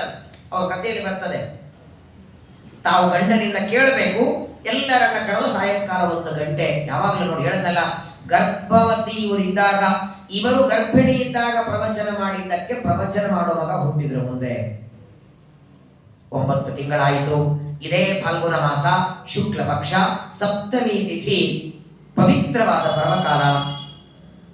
ಗೋಪಿಕಾಂಬೆಯ ಗರ್ಭದಿಂದ ಅವತಾರ ಮಾಡಿ ಬರ್ತಾರೆ. ವೆಂಕಟೇಶನ ಅನುಗ್ರಹದಿಂದ ಬಂದದ್ದಕ್ಕೆ ಮಗನಿಗೆ ವೆಂಕಟನಾಥ ಅಂತ ನಾಮಕರಣ ಮಾಡ್ತಾರೆ ಕನಕಾಚಲ ತಿಮ್ಮಣ್ಣ ಭಟ್ರು. ನೋಡಿ, ಸಂಸಾರ ಬೆಳೀತು, ತಮ್ಮ ಹೊಟ್ಟೆಗೇನು ಅಂತ ಆ ಪರಿಸ್ಥಿತಿಯೊಳಗೆ ಗಂಡ ಹೆಂಡತಿ ಹೊಟ್ಟೆ ತುಂಬಿಸ್ಕೊಳ್ಳೋದಕ್ಕೆ ಕಷ್ಟ ಇರುವ ಕಾಲದಲ್ಲಿ ಒಬ್ಬ ಮಗ ಸಾಕು ಅಂದ್ರೆ ಇನ್ನೊಬ್ಬ ಮಗ ಬೇರೆ ಹುಟ್ಟಿದ್ದಾನೆ. ಆ ಮಗುವಿನ ರಕ್ಷಣೆ ಆಗಬೇಕು. ಅಲ್ಲಲ್ಲಿ ಹೋಗ್ತಿದ್ರು, ಏನೋ ತಮಗೆ ಬರುವ ಸಂಗೀತ ವಿದ್ಯೆಯನ್ನು ಹಾಡಬೇಕು, ಯಾರೇನಾದ್ರೂ ಕೊಡ್ತಾರೆ ನಡಿಬೇಕು. ಆದರೆ ಮಗು ಬೆಳೀತಾ ಇದೆ. ಆದರೆ ನೋಡಿ, ಪ್ರಾಯ ಎಲ್ಲ ಮಕ್ಕಳು ಏನು ಅಪೇಕ್ಷೆ ಪಡ್ತಾರೆ, ತಮ್ಮ ಬಾಲ್ಯ, ತಮ್ಮ ವಯಸ್ಸಾಗುವವರೆಗೆ ತಮ್ಮ ತಂದೆ ತಾಯಿಗಳು ಇರಬೇಕು ಅಂತ ಎಲ್ಲರೂ ಅಪೇಕ್ಷೆ ಪಡ್ತಾರೆ. ಇನ್ನೂ ನಮ್ಮ ರಾಘವೇಂದ್ರ ಸ್ವಾಮಿಗಳಿಗೆ ಉಪನಯನ ಆಗಿರಲಿಲ್ಲ. ಅವರು ಹುಟ್ಟಿ 6 ವರ್ಷಕ್ಕೆ ಸಂಸಾರದ ಜವಾಬ್ದಾರಿ ಹೆಚ್ಚಾಗಿ ಟೆನ್ಷನ್ ಮಾಡಿಕೊಂಡು ತಿಮ್ಮಣ್ಣ ಭಟ್ರು ಹಾಸಿಗೆ ಹಿಡಿದ್ರ. ಹಾಸಿಗೆ ಹಿಡಿದವರು ಹೇಳಲೇ ಇಲ್ಲ. ಒಂದಾದ ಮೇಲೆ ಒಂದು ರೋಗಗಳಾಗಿ ಕೊನೆಗೆ ಮಗನ ಉಪನಯನೂ ಮಾಡಲಿಲ್ಲ. ವೆಂಕಟನಾಥನ ಉಪನಯನವೂ ಆಗಿಲ್ಲ. ತಿಮ್ಮಣ್ಣ ಭಟ್ಟರು ದೇಹ ಬಿಡ್ತಾರೆ. ತಂದೆಯ ಸಂಸ್ಕಾರವನ್ನು ಅಣ್ಣ ಗುರುರಾಜ ಮಾಡ್ತಾರೆ. ಏನು ಅಣ್ಣ ನೋಡಿ, ನಿಜವಾಗಿಯೂ ಆ ರಾಘವೇಂದ್ರ ಸ್ವಾಮಿಗಳ ಪೂರ್ವಾಶ್ರಮದ ಅಣ್ಣ, ಕೋಟಿ ನಮಸ್ಕಾರ ಮಾಡಬೇಕು ಅವರಿಗೆ ನಾವು. ಅವರು ಅವತ್ತು ಮಾಡಿದ ತ್ಯಾಗ ನೋಡಿ. ತಂದೆ ತಿಮ್ಮಣ್ಣ ಭಟ್ಟರು ತೀರಿದ ಮೇಲೆ ಅವರ ಎಲ್ಲ ದೇಹ ಸಂಸ್ಕಾರ ಶ್ರಾದ್ದ ಕರ್ಮಗಳೆಲ್ಲ ಮುಗಿದ ಮೇಲೆ ಒಂದು ಶುಭ ಮುಹೂರ್ತದಲ್ಲಿ ವೆಂಕಟನಾಥನಿಗೆ ಉಪನಯನ ಮಾಡ್ತಾರೆ. ಅಣ್ಣ ಗುರುರಾಜ ಉಪನಯನ ಮಾಡಿ ತಮ್ಮನಿಗೆ ಹೇಳ್ತಾರೆ, ನಿಮ್ಮ ಮನೆಯಲ್ಲಿ ಇರಬೇಡ ಅಂದ್ರು. ಮನೆಯಲ್ಲಿದ್ರೆ ಇದೇ ನೆನಪಾಗತ್ತೆ. ತಂದೆ ಹೋಗಿದ್ದಾರೆ, ತಾಯಿ ಇದ್ದಾರೆ, ಅವರ ಜವಾಬ್ದಾರಿ ಏನು, ಎಲ್ಲಾದ್ರೂ ಕೆಲಸಕ್ಕೆ ಹೋಗಬೇಕು. ಇವತ್ತೆಲ್ಲ ಏನಾಗಿದೆ ನೋಡಿ, 10, 12, 15 ವರ್ಷಕ್ಕೆ ಅರ್ಧಂಬರ್ಧ ಓದ್ತಾರೆ, ಕೆಲಸಕ್ಕೆ ಸೇರ್ಕೋತಾರೆ. ಯಾಕಂದ್ರೆ ಮನೆ ಜವಾಬ್ದಾರಿ. ಬಡತನ ಬಹಳ ಭಯಾನಕ, ಎಂತೆಂಥವರನ್ನ ಯಾವ ಕೆಲಸಕ್ಕಾದ್ರೂ ಇಳಿಸ್ತದೆ. ಸರಿಯಾಗಿ ವಿದ್ಯಾ ಸಂಪಾದನೆ ಮಾಡುವ ಕಾಲದಲ್ಲಿ ಜವಾಬ್ದಾರಿ ತಲೆಗಿರಬಾರದು. ಓದೋ ಹೊತ್ತಿಗೆ ತಲೆ ಮೇಲೆ ಜವಾಬ್ದಾರಿ ಬಿದ್ದರೆ ವಿದ್ಯೆಗೆ ಎಳ್ನೀರು ಬಿಡೋದೆ. ಇವ್ರ ಪರಿಸ್ಥಿತಿ ಆಗಿತ್ತು. ಮನೆ ನಡೆಸಬೇಕು, ಅನಿವಾರ್ಯವಾಗಿ ಅಣ್ಣ ತಮ್ಮಂದ್ರು ದುಡಿಲೇಬೇಕಿತ್ತು. ಆದ್ರೆ ಗುರುರಾಜ ಅಂತಾರೆ, ನೀನು ದುಡಿತಾ ಕೂತ್ರೆ ನೀನು ವಿದ್ಯಾಭ್ಯಾಸ ತೊಂದರೆ ಆಗತ್ತೆ, ನೀ ಇಲ್ಲಿರಬೇಡ ಅಂತ ಉಪನಯನ ಮಾಡಿ ತಮ್ಮ ಅಕ್ಕನ ಗಂಡ ಮಥುರೆಯಲ್ಲಿ ವೆಂಕಟ ನರಸಿಂಹಾಚಾರ್ಯರ ಅವ್ರ ಹತ್ರ ಕಳಿಸ್ಬಿಟ್ರ. ಗುರುರಾಜ ಅಂತಾರೆ, ನಾನು ಎಷ್ಟು ಓದಿದೆ ಗೊತ್ತಿಲ್ಲ, ಆದ್ರೆ ನನ್ನ ತಮ್ಮ ಮಾತ್ರ ದೊಡ್ಡ ವಿದ್ವಾಂಸ ಆಗಬೇಕು, ಅವನಿಗೆ ಸಂಸಾರದ ಭಾರ ಬೇಡ, ಸಂಸಾರ ಜವಾಬ್ದಾರಿ ನಾನು ತಗೊಳ್ತೇನೆ, ಅವನು ವಿದ್ಯಾವಂತನಾಗಲಿ, ಏನು ತ್ಯಾಗರಿ, ಯಾವ ಅಣ್ಣ ಮಾಡ್ತಾನೆ ಹೇಳಿ. ಮಥುರೆಯಲ್ಲಿ ಕಳಿಸಿಕೊಡ್ತಾರೆ. ಅಲ್ಲಿ ಇವರ ಅಧ್ಯಯನ ಶುರುವಾಯಿತು. ಪ್ರಾರಂಭ ಸಂಧ್ಯಾ ವಂದನೆ, ಸ್ತೋತ್ರ, ಮಂತ್ರ, ವ್ಯಾಕರಣ, ಎಲ್ಲಿವರೆಗಂದ್ರೆ ದಶ ಪ್ರಕರಣಗಳ ಗ್ರಂಥ ಪಾಠ ಆಯಿತು.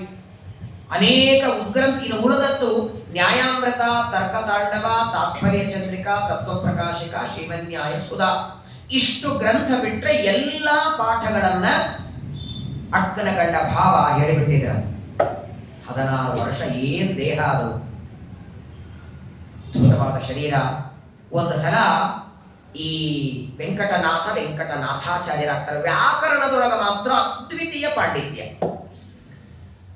ನ್ಯಾಯ, ವ್ಯಾಕರಣ, ವೇದಾಂತ, ಮೀಮಾಂಸಾ.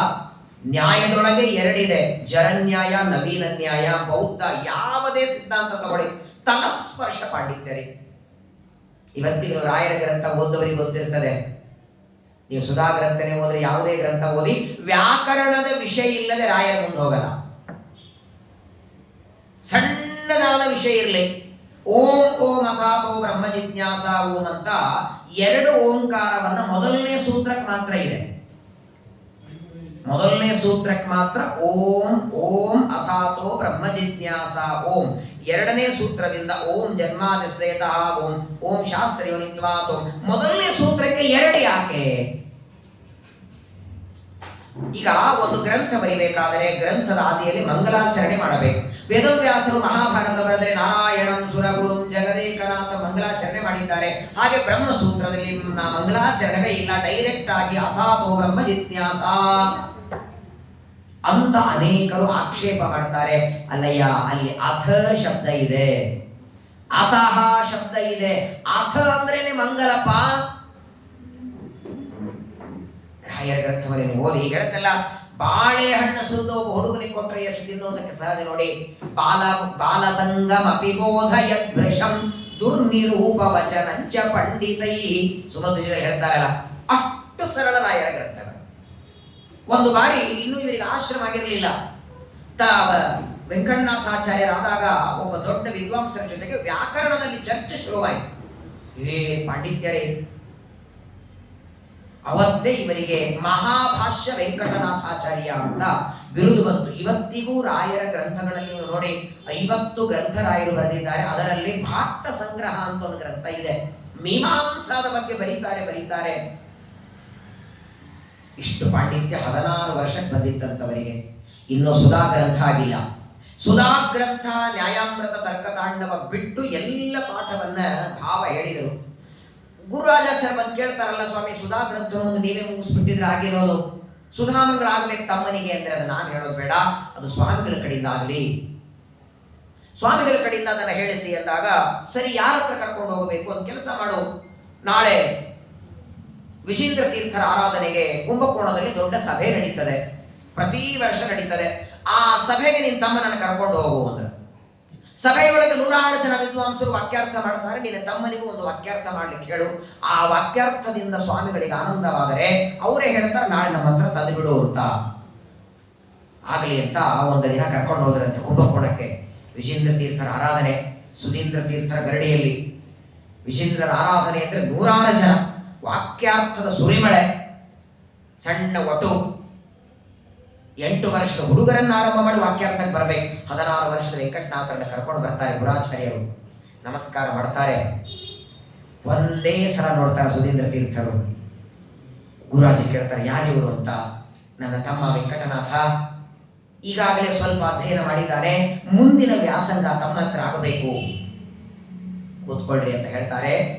ಅವತ್ತಿನ ದಿನ ನೋಡಿ, ಸುಧೀಂದ್ರ ತೀರ್ಥರು ವ್ಯಾಕರಣದ ಚರ್ಚೆ ನಡೆದಿತ್ತು. ಆ ವ್ಯಾಕರಣದೊಳಗೆ 2 ಮಾತುಗಳನ್ನು ಆಡುತ್ತಾರೆ ವೆಂಕಟನಾಥಾಚಾರ್ಯರು. ಇವರ ಕೇಳಿದ ಪ್ರಶ್ನೆಗೆ ಎದುರಿಗಿದ್ದವರಿಗೆ ತಲೆ ಕೆಳಗೆ ಹಾಕಿದ್ರು ಉತ್ತರ ಬರಲಿಲ್ಲ. ಪೂಜೆ ಆಯಿತು. ತೀರ್ಥಪ್ರಸಾದ ಆಯಿತು. ಏಕಾಂತದಲ್ಲಿ ರೂಮಲ್ಲಿ ಕೂತಿದ್ದಾರೆ.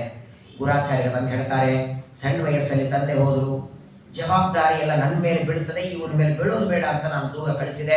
ಆದರೆ ನನ್ನ ಇಚ್ಛೆ ಇದೆ, ನನ್ನ ತಮ್ಮ ಸುಧಾ ಗ್ರಂಥ ಓದಬೇಕು, ಅದನ್ನು ಸ್ವಾಮಿಗಳ ಅನುಗ್ರಹ ಮಾಡಬೇಕು ಅಂದ್ರೆ ಈಗ ಸುಧೀಂದ್ರ ತೀರ್ಥರು ಒಂದೇ ಮಾತಂತಾರೆ, ನಿನ್ನ ತಮ್ಮನಿಗೆ ವಿದ್ಯಾಪೀಠಕ್ಕೆ ಬಿಡು ಅಂತ ನಿಮ್ಮ ಅಪ್ಪನಿಗೆ ನಾನು ಹೇಳಿದ್ದಯ್ಯ ಅಂತಾರೆ.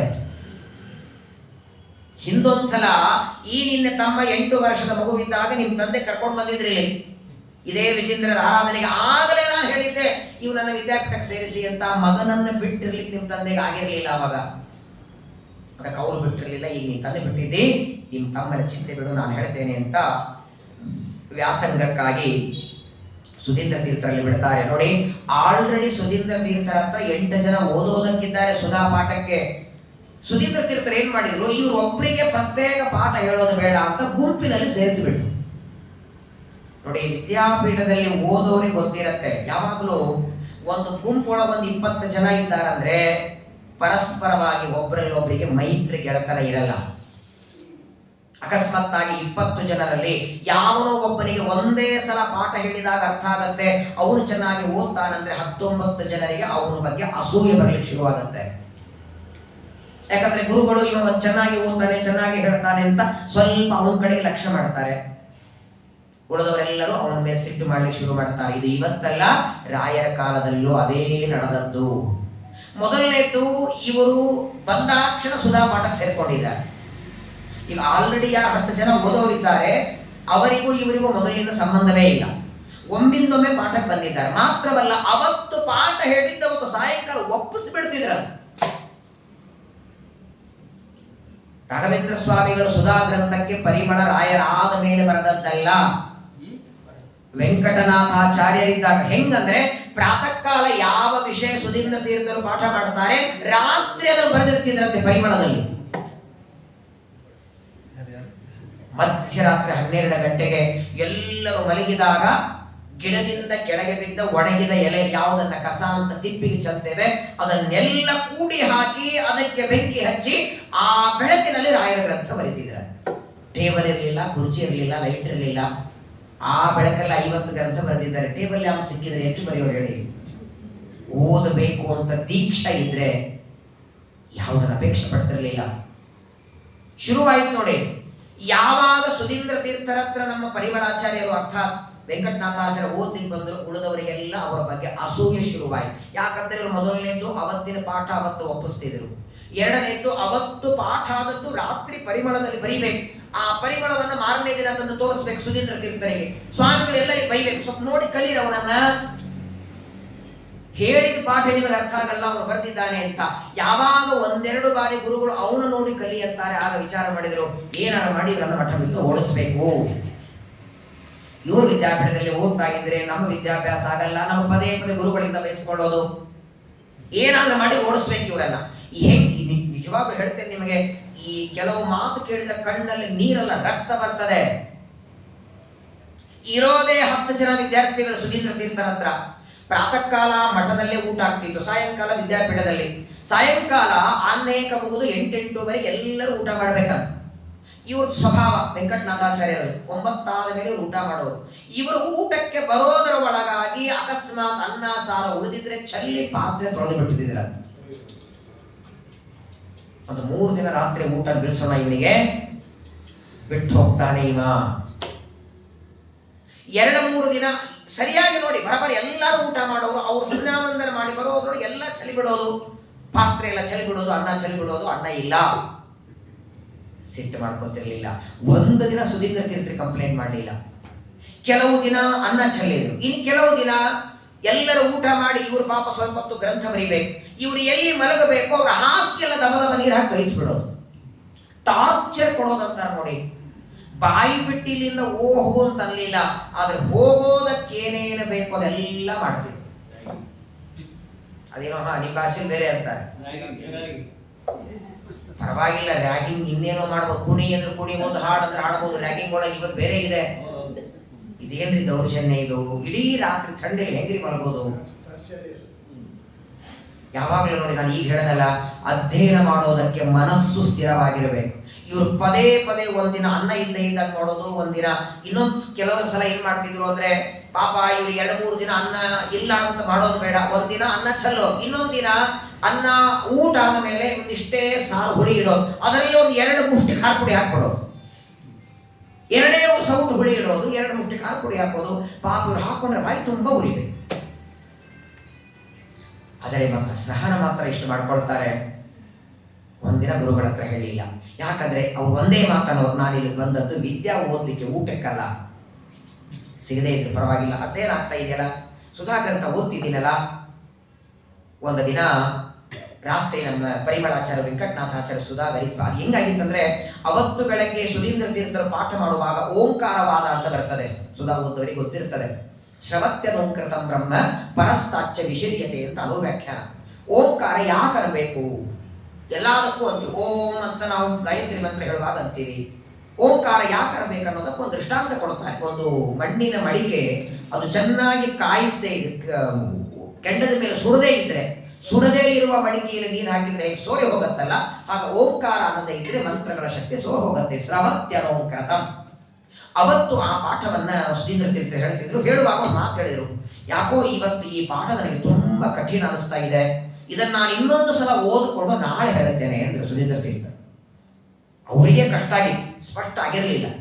ಯಾವುದು ನನಗಿನ್ನೂ ಸ್ಪಷ್ಟ ಆಗಿಲ್ಲ ಅಂತ ಸುಧೀಂದ್ರ ತೀರ್ಥರ ಅಂತಿದ್ರು, ಅವತ್ತು ರಾತ್ರಿ ಅದೇ ವಾಕ್ಯನ ಬರೀತಾರೆ ರಾಯರು.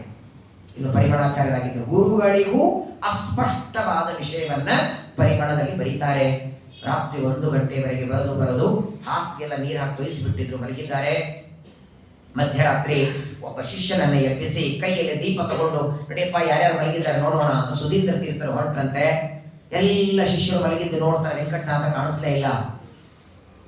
ಎಲ್ಲಿ ಅಂತ ಕೇಳಿದ್ರು, ದೀಪ ಹಿಡ್ಕೊಂಡವನಿಗೆ, ಸ್ವಾಮಿ ಅವನೇನು ಮಲಗೋದೇ ಇಲ್ಲ, ಅಲ್ಲಿ ದೂರದಲ್ಲಿ 11 ದೇವಸ್ಥಾನದಲ್ಲಿ ಮಲಗ್ತಾರೆ, ಅಲ್ಲಿ ಮಲಗ್ತಾನ, ನಡಿ ಅಂತ ಹೋದ್ರಂತೆ. ಮೇಲೆ ಛಾವಣಿ ಇಲ್ಲ, ಗಿಡ ಸುತ್ತಮುತ್ತ ಗೋಡೆಗಳಿಲ್ಲ, ಜೋರಾಗಿ ಗಾಳಿ ಬೀಸ್ತಾ ಇದೆ, ನಡುಗುತ್ತಾ ಮಲಗಿದ್ದಾರೆ. ಪಾಪ ನೋಡುತ್ತಾರೆ, ಸುಧೀಂದ್ರ ಸುತ್ತಲೆಲ್ಲ ಪರಿಮಳ ಬಿದ್ದಿದೆ.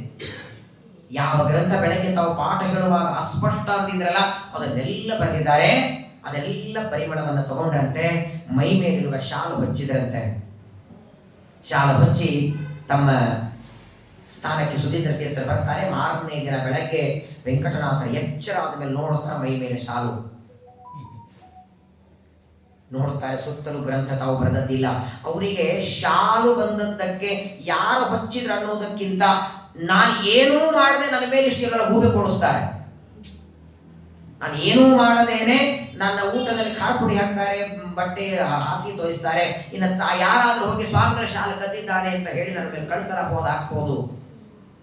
ಇವರೆಲ್ಲ ಹೋಗಿ ಸ್ವಾಮಿಗಳ ಹತ್ರ ಹೇಳೋದಕ್ಕಿಂತ ಮೊದಲು ನಾನೇ ಹೋದ್ರಾಯ್ತು ಅಂದ್ರು. ಆಕ್ಚುಲಿ ನಡೆದದ್ದೇನು ಅಂತ ಗೊತ್ತಿಲ್ಲ. ಆ ಶಾಲನ್ನ ಚೆನ್ನಾಗಿ ಒಗೆದು ಸ್ವಚ್ಛ ಮಾಡಿ ಒರೆಸಿ ಸ್ವಾಮಿಗಳ ಹತ್ರ ತಗೊಂಡು ಬರ್ತಾರೆ. ಕಣಗಳ ಕಣ್ಣಲ್ಲಿ ನೀರು ಬಂದದ್ದೇ ಬಂದು ಸಾಷ್ಟಾಂಗ ನಮಸ್ಕಾರ ಮಾಡ್ತಾರೆ.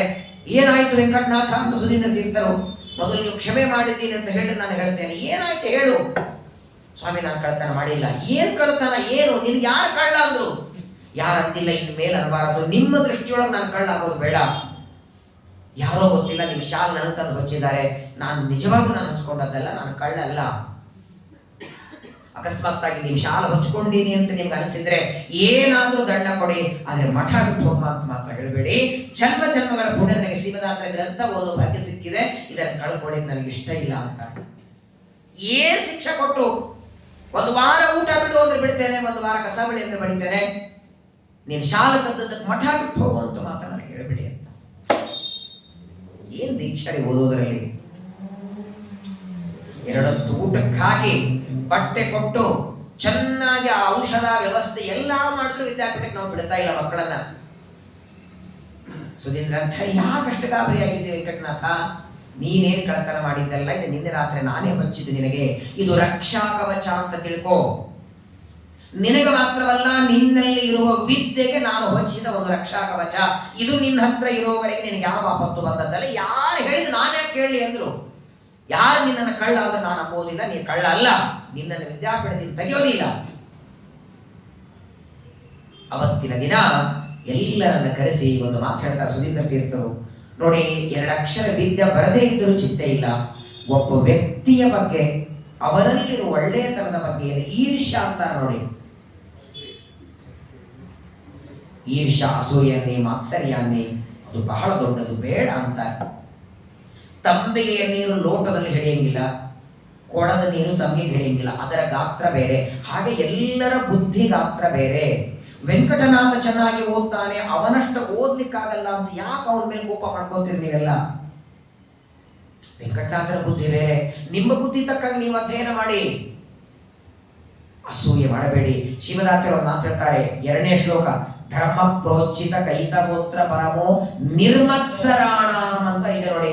ಆ ನಿರ್ಮತ್ಸರಾಣಾಮ್ ಅನ್ನೋದಕ್ಕೆ ಭಾಗವತ ತಾತ್ಪರ್ಯದಲ್ಲಿ ಆಚಾರ್ಯ ಮಾತಂತಾರೆ, ಮಾತ್ಸರ್ಯ ಯಾಕೆ ಪಡಬಾರದು ಅಂದ್ರೆ ಕುರುತೆ ಯತ್ರ ಮಾತ್ಸರ್ಯಂ ತತ್ತಸ್ಯ ವಿಹೀಯತೆ ಅಂತ ಆಚಾರ್ಯರು.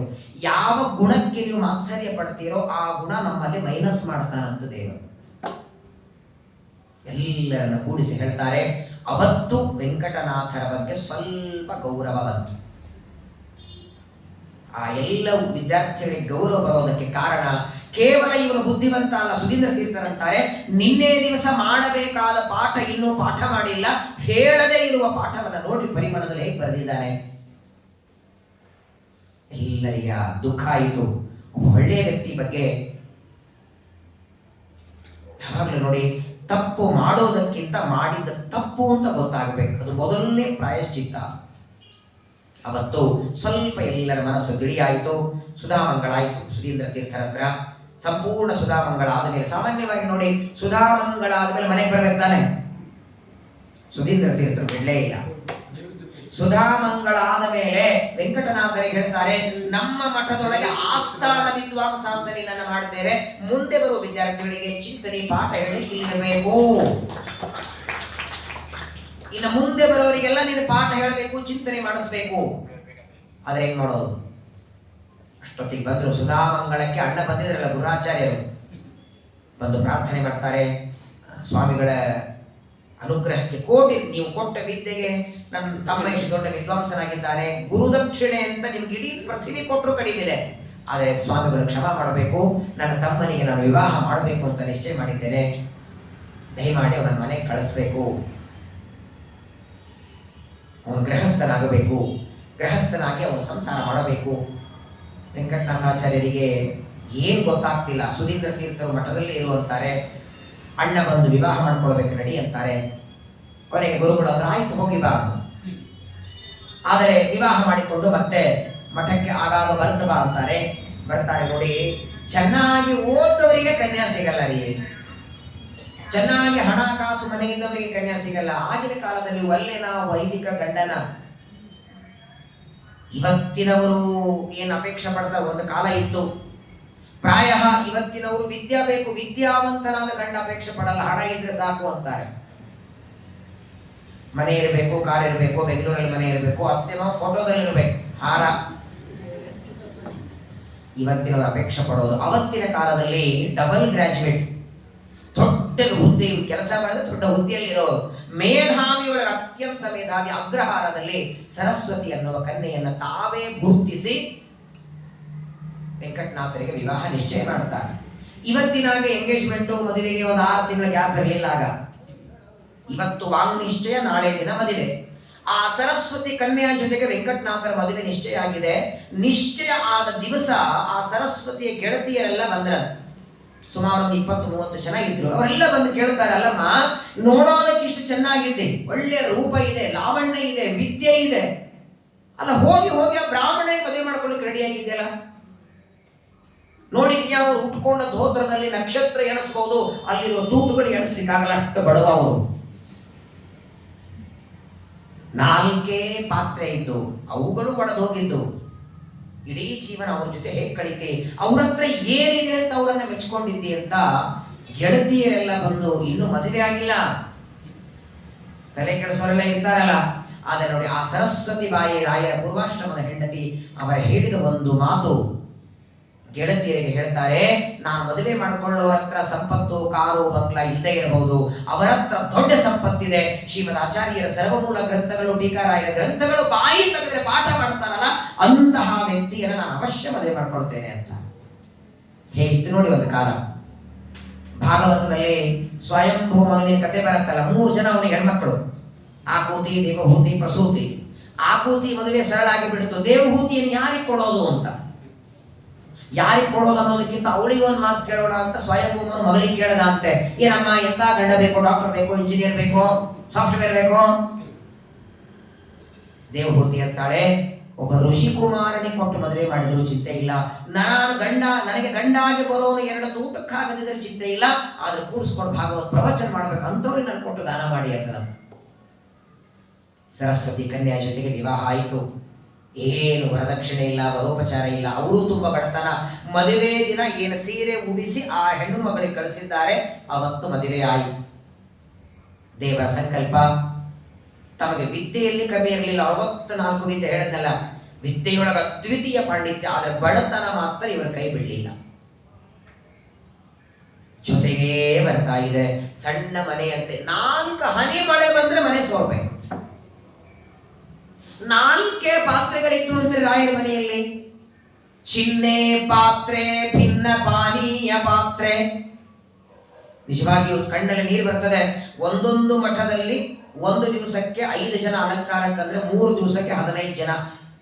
ಒಂದು ಮಠದಲ್ಲಿ 150 ಮಠ ಬೆಂಗಳೂರಲ್ಲಿ ಎಂದು ಸುಮಾರು 7500 ಜನ ಅಲಂಕಾರ ಕೊಡುತ್ತಾರೆ. ಅವರಿಗೆಲ್ಲ ಇವತ್ತು ಬೆಳ್ಳಿ ವಾಟಕ, ಬೆಳ್ಳಿ ಲೋಟ ಕೊಡ್ತಾರೆ. ಆ ಮಹಾರಾಜರ ಹತ್ರ 1 ಲೋಟ ಇರಲಿಲ್ಲ. 4 ಪಾತ್ರೆ ಅಂತ ಕೆಳಗೆ ತೂತು ಬಿದ್ದದ್ದು. ಒಂದು ದಿನ ಜೋರಾಗಿ ಮಳೆ ಬರ್ತಾ ಇತ್ತು. ಒಂದಿಬ್ರು ಕಳ್ಳರು ಬಂದು ಇರೋ 4 ಪಾತ್ರೆನೂ ಒಯ್ದು ಬಿಟ್ಟ. ಆ ಪಾತ್ರೆ ಒಯ್ದರೆ ಇವ್ರಿಗೆ ದುಃಖ ಆಗ್ಲಿಲ್ಲ.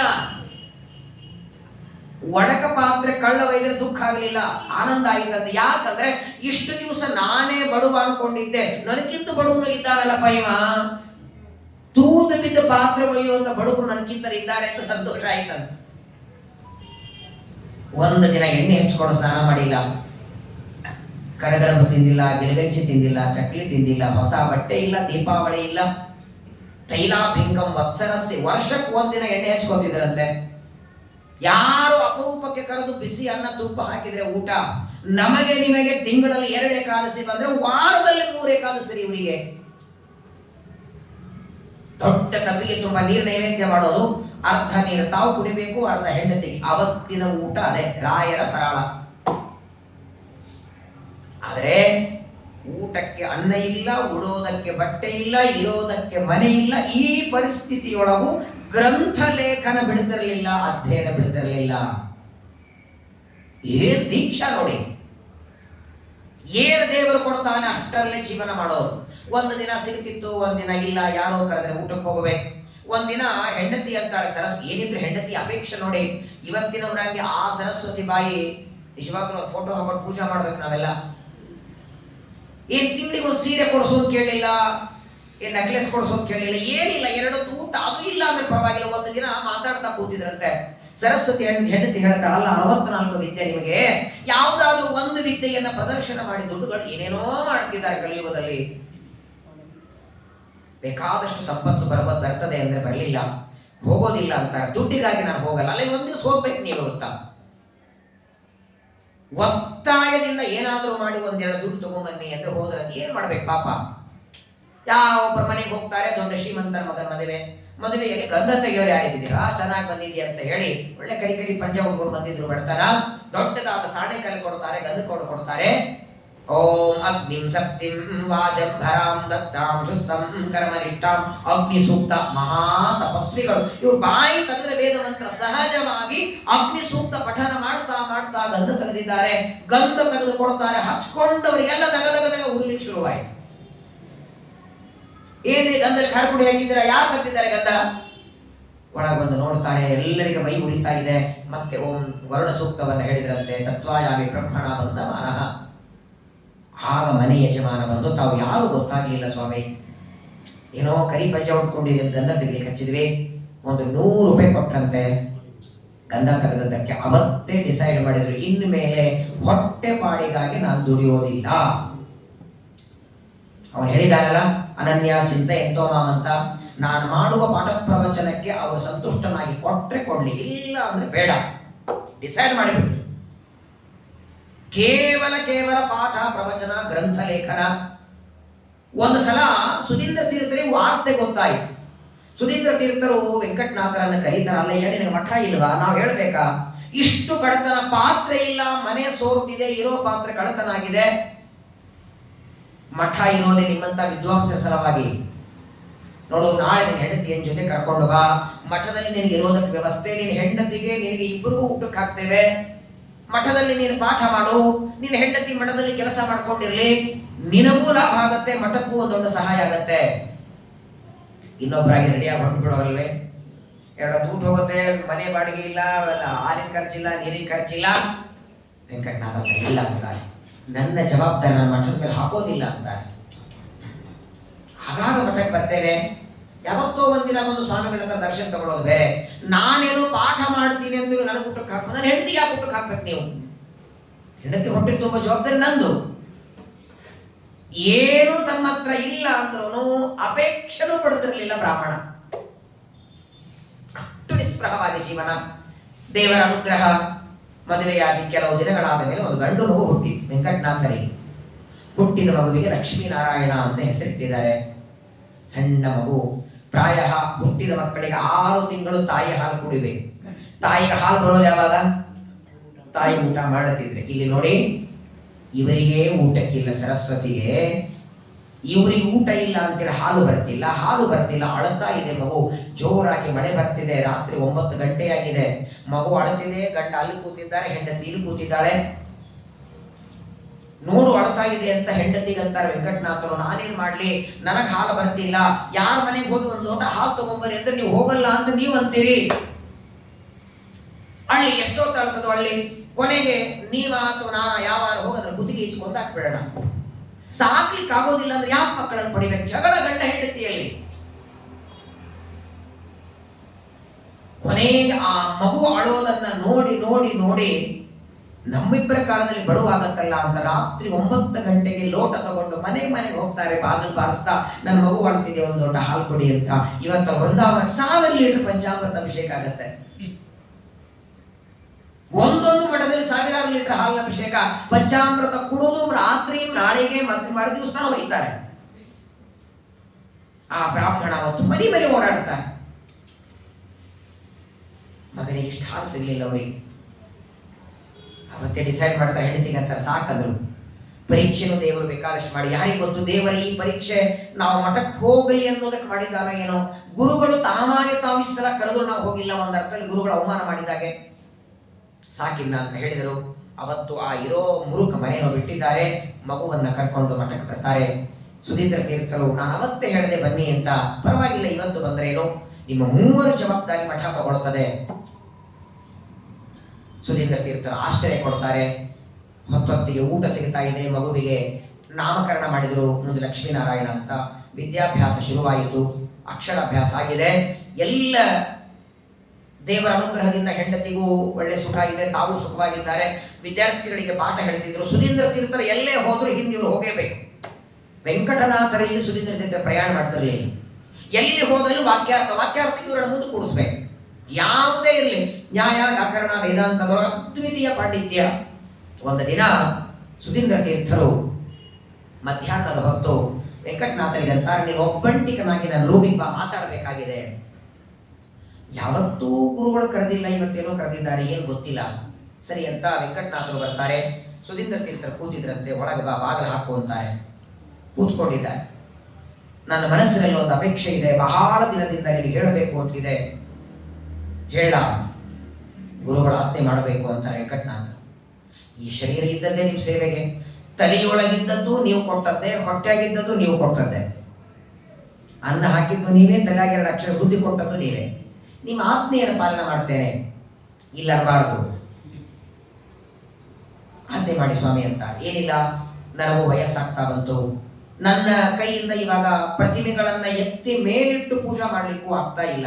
ಏನಿದ್ರು ಮಾನವ ಶರೀರಕ್ಕೆ ಮುಪ್ಪು ಬರ್ತದಲ್ಲ, ಹಾಗಾಗಿ ನನಗೆ ಇನ್ನು ಮೇಲೆ ಪೂಜೆ ಮಾಡ್ಲಿಕ್ಕೆ ಆಗಲ್ಲ ಅನಿಸ್ತದೆ. ನನ್ನ ನಂತರದಲ್ಲಿ ಈ ಪೀಠಕ್ಕೆ ನಿನ್ನನ್ನು ಉತ್ತರಾಧಿಕಾರಿಯಾಗಿ ಮಾಡಬೇಕು, ಪಟ್ಟಾಭಿಷೇಕ ಮಾಡಿ ನಿನಗೆ ಸಿಂಹಾಸನ ಕೊಡಬೇಕು ಅಂತ ಅಪೇಕ್ಷೆ ಇದೆ. ಇಷ್ಟು ಮಾತು ಸುಧೀಂದ್ರ ತೀರ್ಥರ ಆಡಿದ್ರೆ ಸಾಷ್ಟಾಂಗ ನಮಸ್ಕಾರ ಮಾಡಿದ್ರು. ಸ್ವಾಮಿ, ನಾನು ಬರ್ತೇನೆ, ನಾನಿವತ್ತು ಮಠ ಬಿಟ್ಟು ಹೊರಡ್ತೇನೆ, ನಾನು ಮಠದಲ್ಲಿದ್ದರೆ ನಾನು ನಿಮ್ಮ ಅನ್ನ ತಿಂದಿದ್ದೀನಿ ಅಂತ ನೀವು ನನಗೆ ಪದೇ ಪದೇ ಕರೆದು ಹೇಳ್ತೀರಿ. ನನಗೆ ಸನ್ಯಾಸಕ್ಕೆ ಸರ್ವತಾ ಮನಸ್ಸು ಇಲ್ಲ, ಮಾತ್ರವಲ್ಲ ಅದಕ್ಕೆ ನಾನು ಯೋಗ್ಯನೂ ಅಲ್ಲ ಅಂತಾರೆ. ನಾನೆಲ್ಲಿ, ಪೀಠ ಎಲ್ಲಿ? ಸಣ್ಣ ಮಗು ಇದೆ, ನನ್ನನ್ನೇ ನಂಬಿಕೊಂಡು ಬಂದ ಹೆಂಡತಿ ಇದ್ದಾಳೆ. ಇದೀಗ ನಿಮ್ಮ ಅನುಗ್ರಹದಿಂದ ಮದುವೆಯಾದ ಮೇಲೆ ಇವತ್ತಿನವರೆಗೆ ಸುಖ ಅನ್ನೋದೇ ಕಂಡಿಲ್ಲ ಹೆಂಡತಿ. ಹೊಟ್ಟೆ ತುಂಬ ಊಟ 2 ಹೊತ್ತು ಸಿಕ್ಕಿದ್ದೆ, ಇವಾಗ ನಿಮ್ಮಿಂದ ನಾನೇನು ಸನ್ಯಾಸಿ ಆದರೆ ನನ್ನ ಹೆಂಡತಿ ಗತಿ ಏನು, ನನ್ನಿಂದ ಆಗೋದಿಲ್ಲ ಅಂತ ಹೊರಟೇ ಬಿಟ್ರಂತ. ಸುಧೀಂದ್ರ ತೀರ್ಥ ಹೇಳ್ತಾರೆ, ಹಾಗೆ ಮಾಡಬೇಡಿ, ವಿಚಾರ ಮಾಡಿ. ಇಲ್ಲ ಸ್ವಾಮಿ, ಕ್ಷಮಾ ಮಾಡಿ, ಗುರುಗಳ ಆಜ್ಞೆಯನ್ನು ನಾನು ಉಲ್ಲಂಘನ ಮಾಡ್ತಿದ್ದೇನೆ, ಕ್ಷಮಾ ಮಾಡಿ ಎಂದರು. 2-3 ದಿನ ಆಯಿತು, ಮತ್ತೆ ಕರೀತಾರೆ. ನಾನು ಮೊನ್ನೆ ಮಾತಾಡಿದ್ನಲ್ಲ, ಏನು ವಿಚಾರ ಮಾಡಿದ್ರಿ? ಸ್ವಾಮಿಗಳಿಗೆ ನಾನು ಒಂದೇ ಸಲ ಹೇಳಿದ್ದೀನಿ, ನನ್ನಿಂದ ನನ್ನ ಯೋಗ್ಯತೆನೂ ಅಲ್ಲ, ನನ್ನಿಂದ ಆಗೋದಿಲ್ಲ.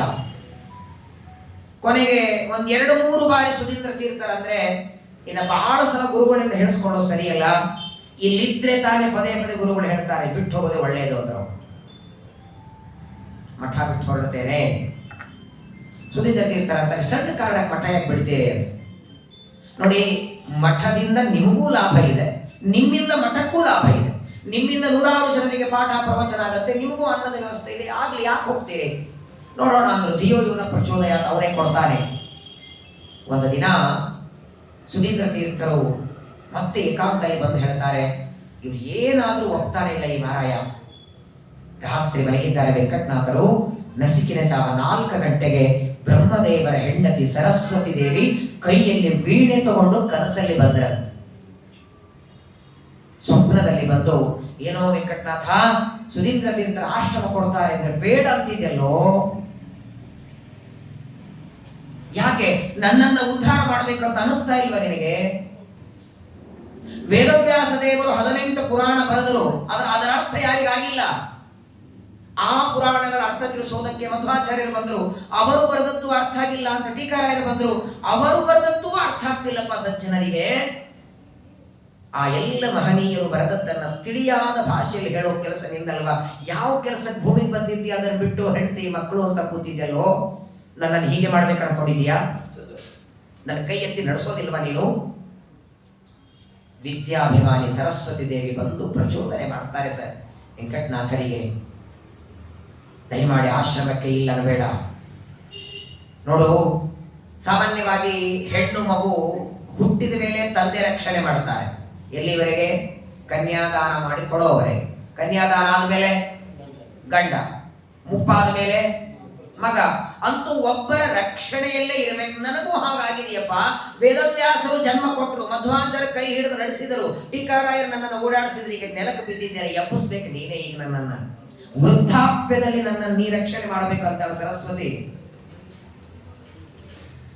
ನನ್ನ ಕೈ ಬಿಡಬೇಡ. ವೇದ ಮಂತ್ರಗಳಿಗೆ, ಉಪನಿಷತ್ತುಗಳಿಗೆ ನೀನು ಅರ್ಥ ಬರಿಬೇಕು. ಚೆನ್ನಾಗಿ ಉಪದೇಶ ಮಾಡ್ತಾರೆ. ಬೇಕಾದಷ್ಟಿದೆ, ಸಮಯ ಇಲ್ಲ, 10 ನಿಮಿಷ ಮುಗಿಸ್ಬಿಡ್ತೇನೆ. ಕೊನೆಗೆ ಎಚ್ಚರ ಆಯಿತು. ಸ್ವಪ್ನದಿಂದ ಎಚ್ಚರ ಕ್ಷಣ ಹೋಗಿ ಸ್ನಾನ ಮಾಡ್ತಾರೆ. ಸುಧೀಂದ್ರ ತೀರ್ಥರಿಗೆ ಸಾಷ್ಟಾಂಗ ನಮಸ್ಕಾರ ಮಾಡಿದರು. ಏನಾಯ್ತು ವೆಂಕಟನಾಥ ಅಂತಾರೆ. ಸ್ವಪ್ನದಲ್ಲಿದ್ದದೆಲ್ಲ ಹೇಳ್ತಾರೆ. ಏನ್ ವಿಚಾರ ಮಾಡಿದೆ ಅಂದ್ರು. ನಾನು ಹೇಳಿದ್ರೆ ಕೇಳಿಲ್ಲ. ನೋಡಿ, ವೆಂಕಟನಾಥರ ಜೀವನ 2 ಸರಸ್ವತಿಯ ಕೈಯಲ್ಲಿ ಸಿಕ್ತು. ಒಬ್ಬ ಸ್ವಪ್ನದಲ್ಲಿ ಬಂದು ಸರಸ್ವತಿ, ಒಂದು ಹೆಂಡತಿ ಸರಸ್ವತಿ. ಅವಳ ಆಶ್ರಮ ತಗೋ ಅಂತಾಳೆ, ಈ ಸರಸ್ವತಿ ಬೇಡ ಅಂತಾಳೆ. ಇನ್ನು ಹೇಳಿಲ್ಲ ಹೆಂಡತಿಗಿನ್ನೂ ವಿಚಾರ ಹೇಳಿಲ್ಲ. ಸ್ವಪ್ನದಲ್ಲಿ ತಾವು ಸರಸ್ವತಿ ದೇವಿ ಬಂದು ಅನುಗ್ರಹ ಮಾಡಿದ್ದು ಸ್ವಾಮಿಗಳ ಹತ್ರ ಮಾತಾಡಿದ್ದಾರೆ. ಒಂದು ದಿನ ವೆಂಕಟನಾಥರಿಗೆ ಮತ್ತೆ ಸುಧೀಂದ್ರ, ನೀನು ಸಮಸ್ಯೆ ಆದರೆ ಹೇಳು ಅಂತಾರೆ. ಆಶ್ರಮ ತಗೊಳ್ಳದೆ ಇರೋದಕ್ಕೆ ನಿನ್ನ ಪರ್ಸನಲ್ ಸಮಸ್ಯೆ ಏನು? ವೆಂಕಟನಾಥರಂದ್ರು, ಸಮಸ್ಯೆ 2. ಒಂದು ಉಪನಯನ ಆಗದಿರುವ ಮಗ, ಇನ್ನೊಂದು ನನ್ನನ್ನೇ ನಂಬಿಕೊಂಡು ಬಂದ ಹೆಂಡತಿ.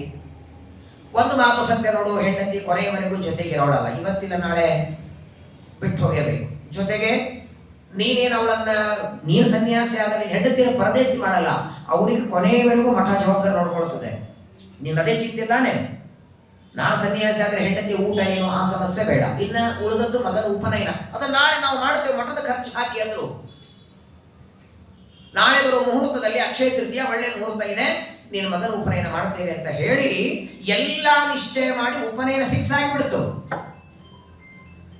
ವೆಂಕಟನಾಥರ ಮಗ ಲಕ್ಷ್ಮೀನಾರಾಯಣನ ಉಪನಯನ ಮಾಡಿದರೆ ಆ ಉಪನಯನದಲ್ಲಿ ಬಂದ ಬ್ರಾಹ್ಮಣರಿಗೆ 8-10 ಭಕ್ಷ್ಯ ಮಾಡಿಸಿದ್ದಾರೆ ಸುಧೀಂದ್ರ ತೀರ್ಥರು.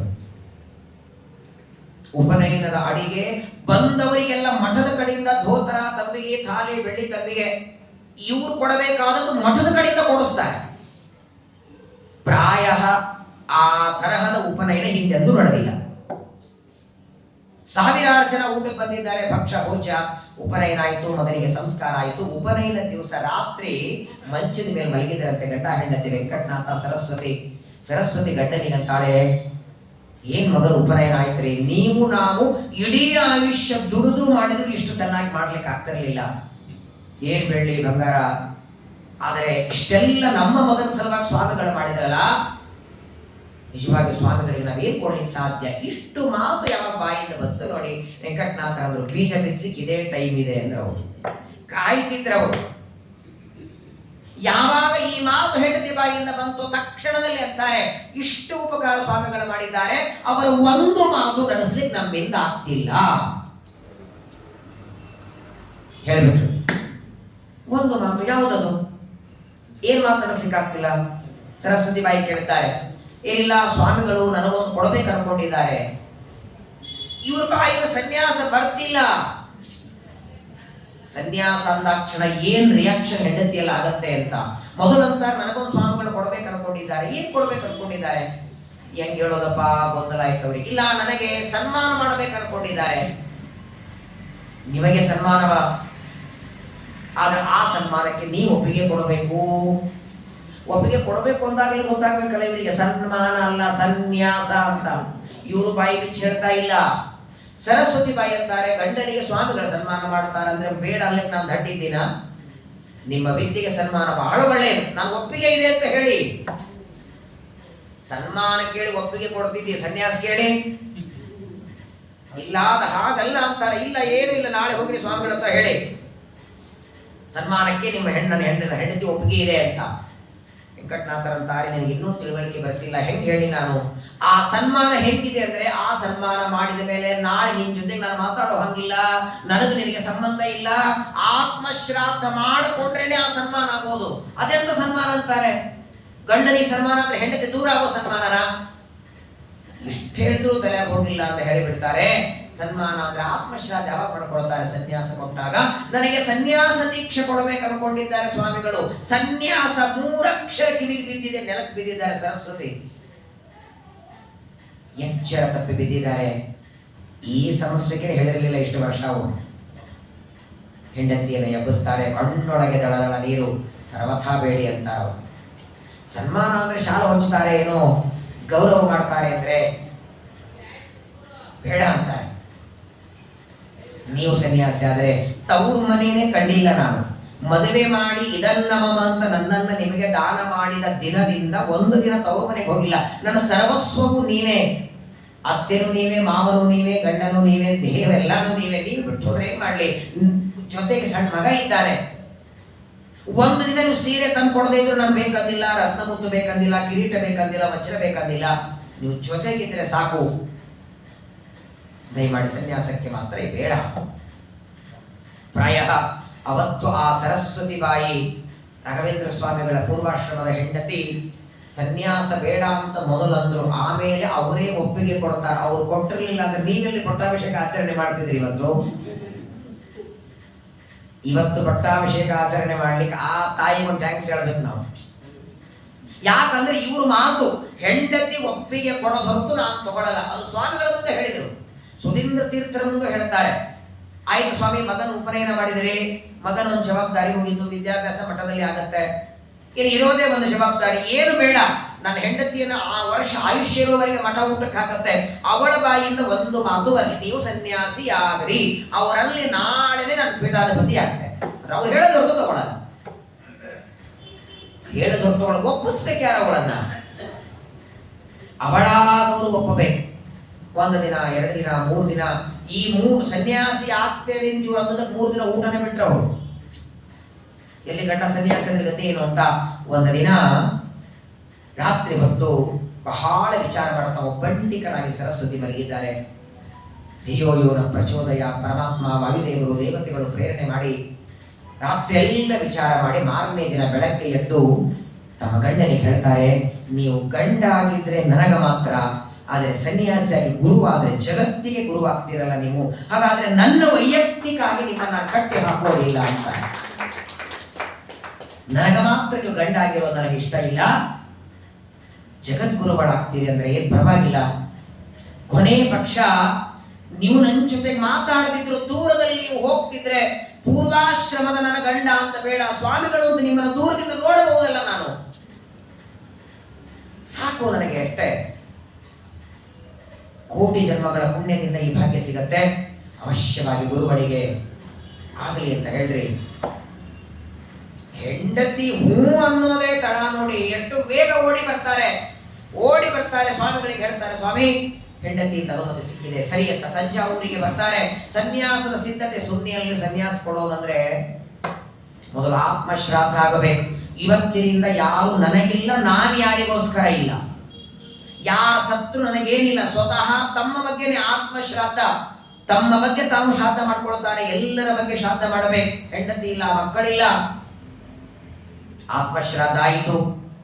ತಲೆಯಲ್ಲಿರುವ ಶಿಖಾ ತೆಗೆದಿದ್ದಾರೆ, ಇಷ್ಟು ದೊಡ್ಡ ಶಿಖಾ ಇತ್ತವರಿಗೆ, ಶಿಖಾ ತೆಗೆದಿದ್ದಾರೆ, ಜನಿವಾರ ತೆಗೆದಿದ್ದಾರೆ, ಶಾಟಿ ಉಟ್ಕೊಂಡಿದ್ದಾರೆ, ಕೈಯಲ್ಲಿ ಒಂದು ದಂಡ ಹಿಡಿದಿದ್ದಾರೆ. ಇನ್ನು ಒಂದೇ ಉಳಿದದ್ದು ಇವರ ತಲೆಯ ಮೇಲೆ ಶಾಲಿಗ್ರಾಮ ಇಟ್ಟು ಇವರಿಗೆ ನಾಮಕರಣ ಮಾಡಬೇಕು, ಎಷ್ಟೇ ಉಳಿದಿದೆ. ಈ ಸನ್ಯಾಸಿಯ ವಾರ್ತೆ ಎಲ್ಲ ಕಡೆಗೆ ಹರಡಿತು. ವೆಂಕಟನಾಥಾಚಾರ್ಯರಿಗೆ ಸುಧೀಂದ್ರ ತೀರ್ಥರು ಸನ್ಯಾಸ ಕೊಡುತ್ತಿದ್ದಾರೆ, ತಂಡವಾಗಿ ಜನ ಬಂದಿದ್ದಾರೆ ಸನ್ಯಾಸ ನೋಡ್ಲಿಕ್ಕೆ, ಎಲ್ಲರೂ ಬಂದಿದ್ದಾರೆ. ಅದೇ ಹೊತ್ತಿಗೆ ಅಣ್ಣ ಗುರುರಾಜರು ಬರ್ತಾರೆ. ಇಷ್ಟು ದಿವಸ ಯಾವ ತಮ್ಮನಿಗೋಸ್ಕರ ತಮ್ಮ ಇಡೀ ಜೀವನ ಇಟ್ಟರೋ ಇವತ್ತು ತಮ್ಮ ಸನ್ಯಾಸಿ ಆಗ್ತಿದ್ದಾರೆ. ಆದ್ರೆ ಗುರುರಾಜ ಬಂದದ್ದು ಎದಕ್ಕಂದ್ರೆ ಇನ್ನು ಮೇಲೆ ತಮ್ಮನ ಹೆಂಡತಿ ಮಠದಲ್ಲಿರೋದು ಬೇಡ. ವಾಸ್ತವಿಕ ವೆಂಕಟನಾಥರಿದ್ದಾಗ ಅವರ ಹೆಂಡತಿ ಅಂತ ಇರಬಹುದು, ಅವರು ಸ್ವಾಮಿಗಳಾದ ಮೇಲೆ ತಮ್ಮನ ಹೆಂಡತಿಯನ್ನು ಇಡೋದು ಬೇಡ, ಅವರ ಮನೆ ಕರ್ಕೊಂಡು ಹೋಗೋಣ ಅಂತ ಬಂದಿದ್ರು ಅವರು. ತಾನು ಬದುಕಿರುವಷ್ಟು ಸರಸ್ವತಿಯನ್ನು ನಾನು ಊಟಕ್ಕೆ ಹಾಕ್ತೇನೆ ಅಂತ ಎತ್ತಿನ ಬಂಡೆಯಲ್ಲಿ ಬಂದಿದ್ರಂತೆ ಗುರುರಾಚಾರ್ಯರು. ಸರಸ್ವತಿ ದೇವಿಗೆ ಅಂತಾರೆ, ಆಯ್ತಮ್ಮ ಇನ್ನೆಲ್ಲ ಮುಗಿದು ಹೋಯ್ತಲ್ಲ, ಶಿಖಾ ಸೂತ್ರ ತೆಗೆದಾಗಿದೆ, ಇನ್ನು ಉಳಿದದ್ದೇ ಒಂದು ಅವರಿಗೆ ಆ ಪಟ್ಟಾಭಿಷೇಕ ಮಾಡಬೇಕಾಗಿದೆ, ರಥದಲ್ಲಿ ಕೂತ್ಕೋ ಅಂತ ಹೇಳ್ತಾರೆ. ಎತ್ತಿನ ಬಂಡೆಯಲ್ಲಿ ಕೂತ್ಕೋ, ನಾವು ಹೊರಡೋಣ ಊರಿಗೆ. ಸರಸ್ವತಿ ದೇವಿ ಅಂತ ಕೊನೆಯ ಸಲ ಮಾತಾಡ್ಸಿ ಬರ್ತೀನಿ ಎಂದು ಇನ್ನೂ ಅವ್ರ ತಲೆ ಮೇಲೆ ಕೈ ಇಟ್ಟಿಲ್ಲ ಸುಧೀಂದ್ರ ತೀರ್ಥರು. ಈಗ ಅವ್ರು ನನ್ನ ಜೊತೆ ಮಾತಾಡಬಹುದು. ಅವರು ಆ ಸನ್ಯಾಸಿ ಆದ ಮೇಲೆ ಹೆಂಡತಿ ಜೊತೆ ಮಾತಾಡಲ್ಲ, ಕೊನೆಗೆ ಒಂದ್ಸಲ ಮಾತಾಡಿ ಬರ್ತೇನೆ ಅಂತಾರೆ. ಎತ್ತಿನ ಬಂಡಿಯಲ್ಲಿ ಕೂತವರು ಕೆಳಗಿಳಿದರಂತೆ, ನಿಂತ್ಕೊಂಡಿದ್ದಾರೆ ಇವರು, ಶಾಂತಿ ಉಟ್ಕೊಂಡಿದ್ದಾರೆ, ದಂಡ ಕೈಯಲ್ಲಿದೆ. ಸರಸ್ವತಿ ದೇವಿ ಬರ್ತಿದ್ದಾಳೆ, ತಮ್ಮ ಹೆಂಡತಿ ಕಣ್ಣೊಳಗೆ ದಡ ನೀರು. ಅಂದತ್ತೆ ಬಂದು ಪಾದ ಮುಟ್ಟಿ ನಮಸ್ಕಾರ ಮಾಡಿ ಒಂದೇ ಪ್ರಾರ್ಥನೆ ಮಾಡ್ತಾರೆ,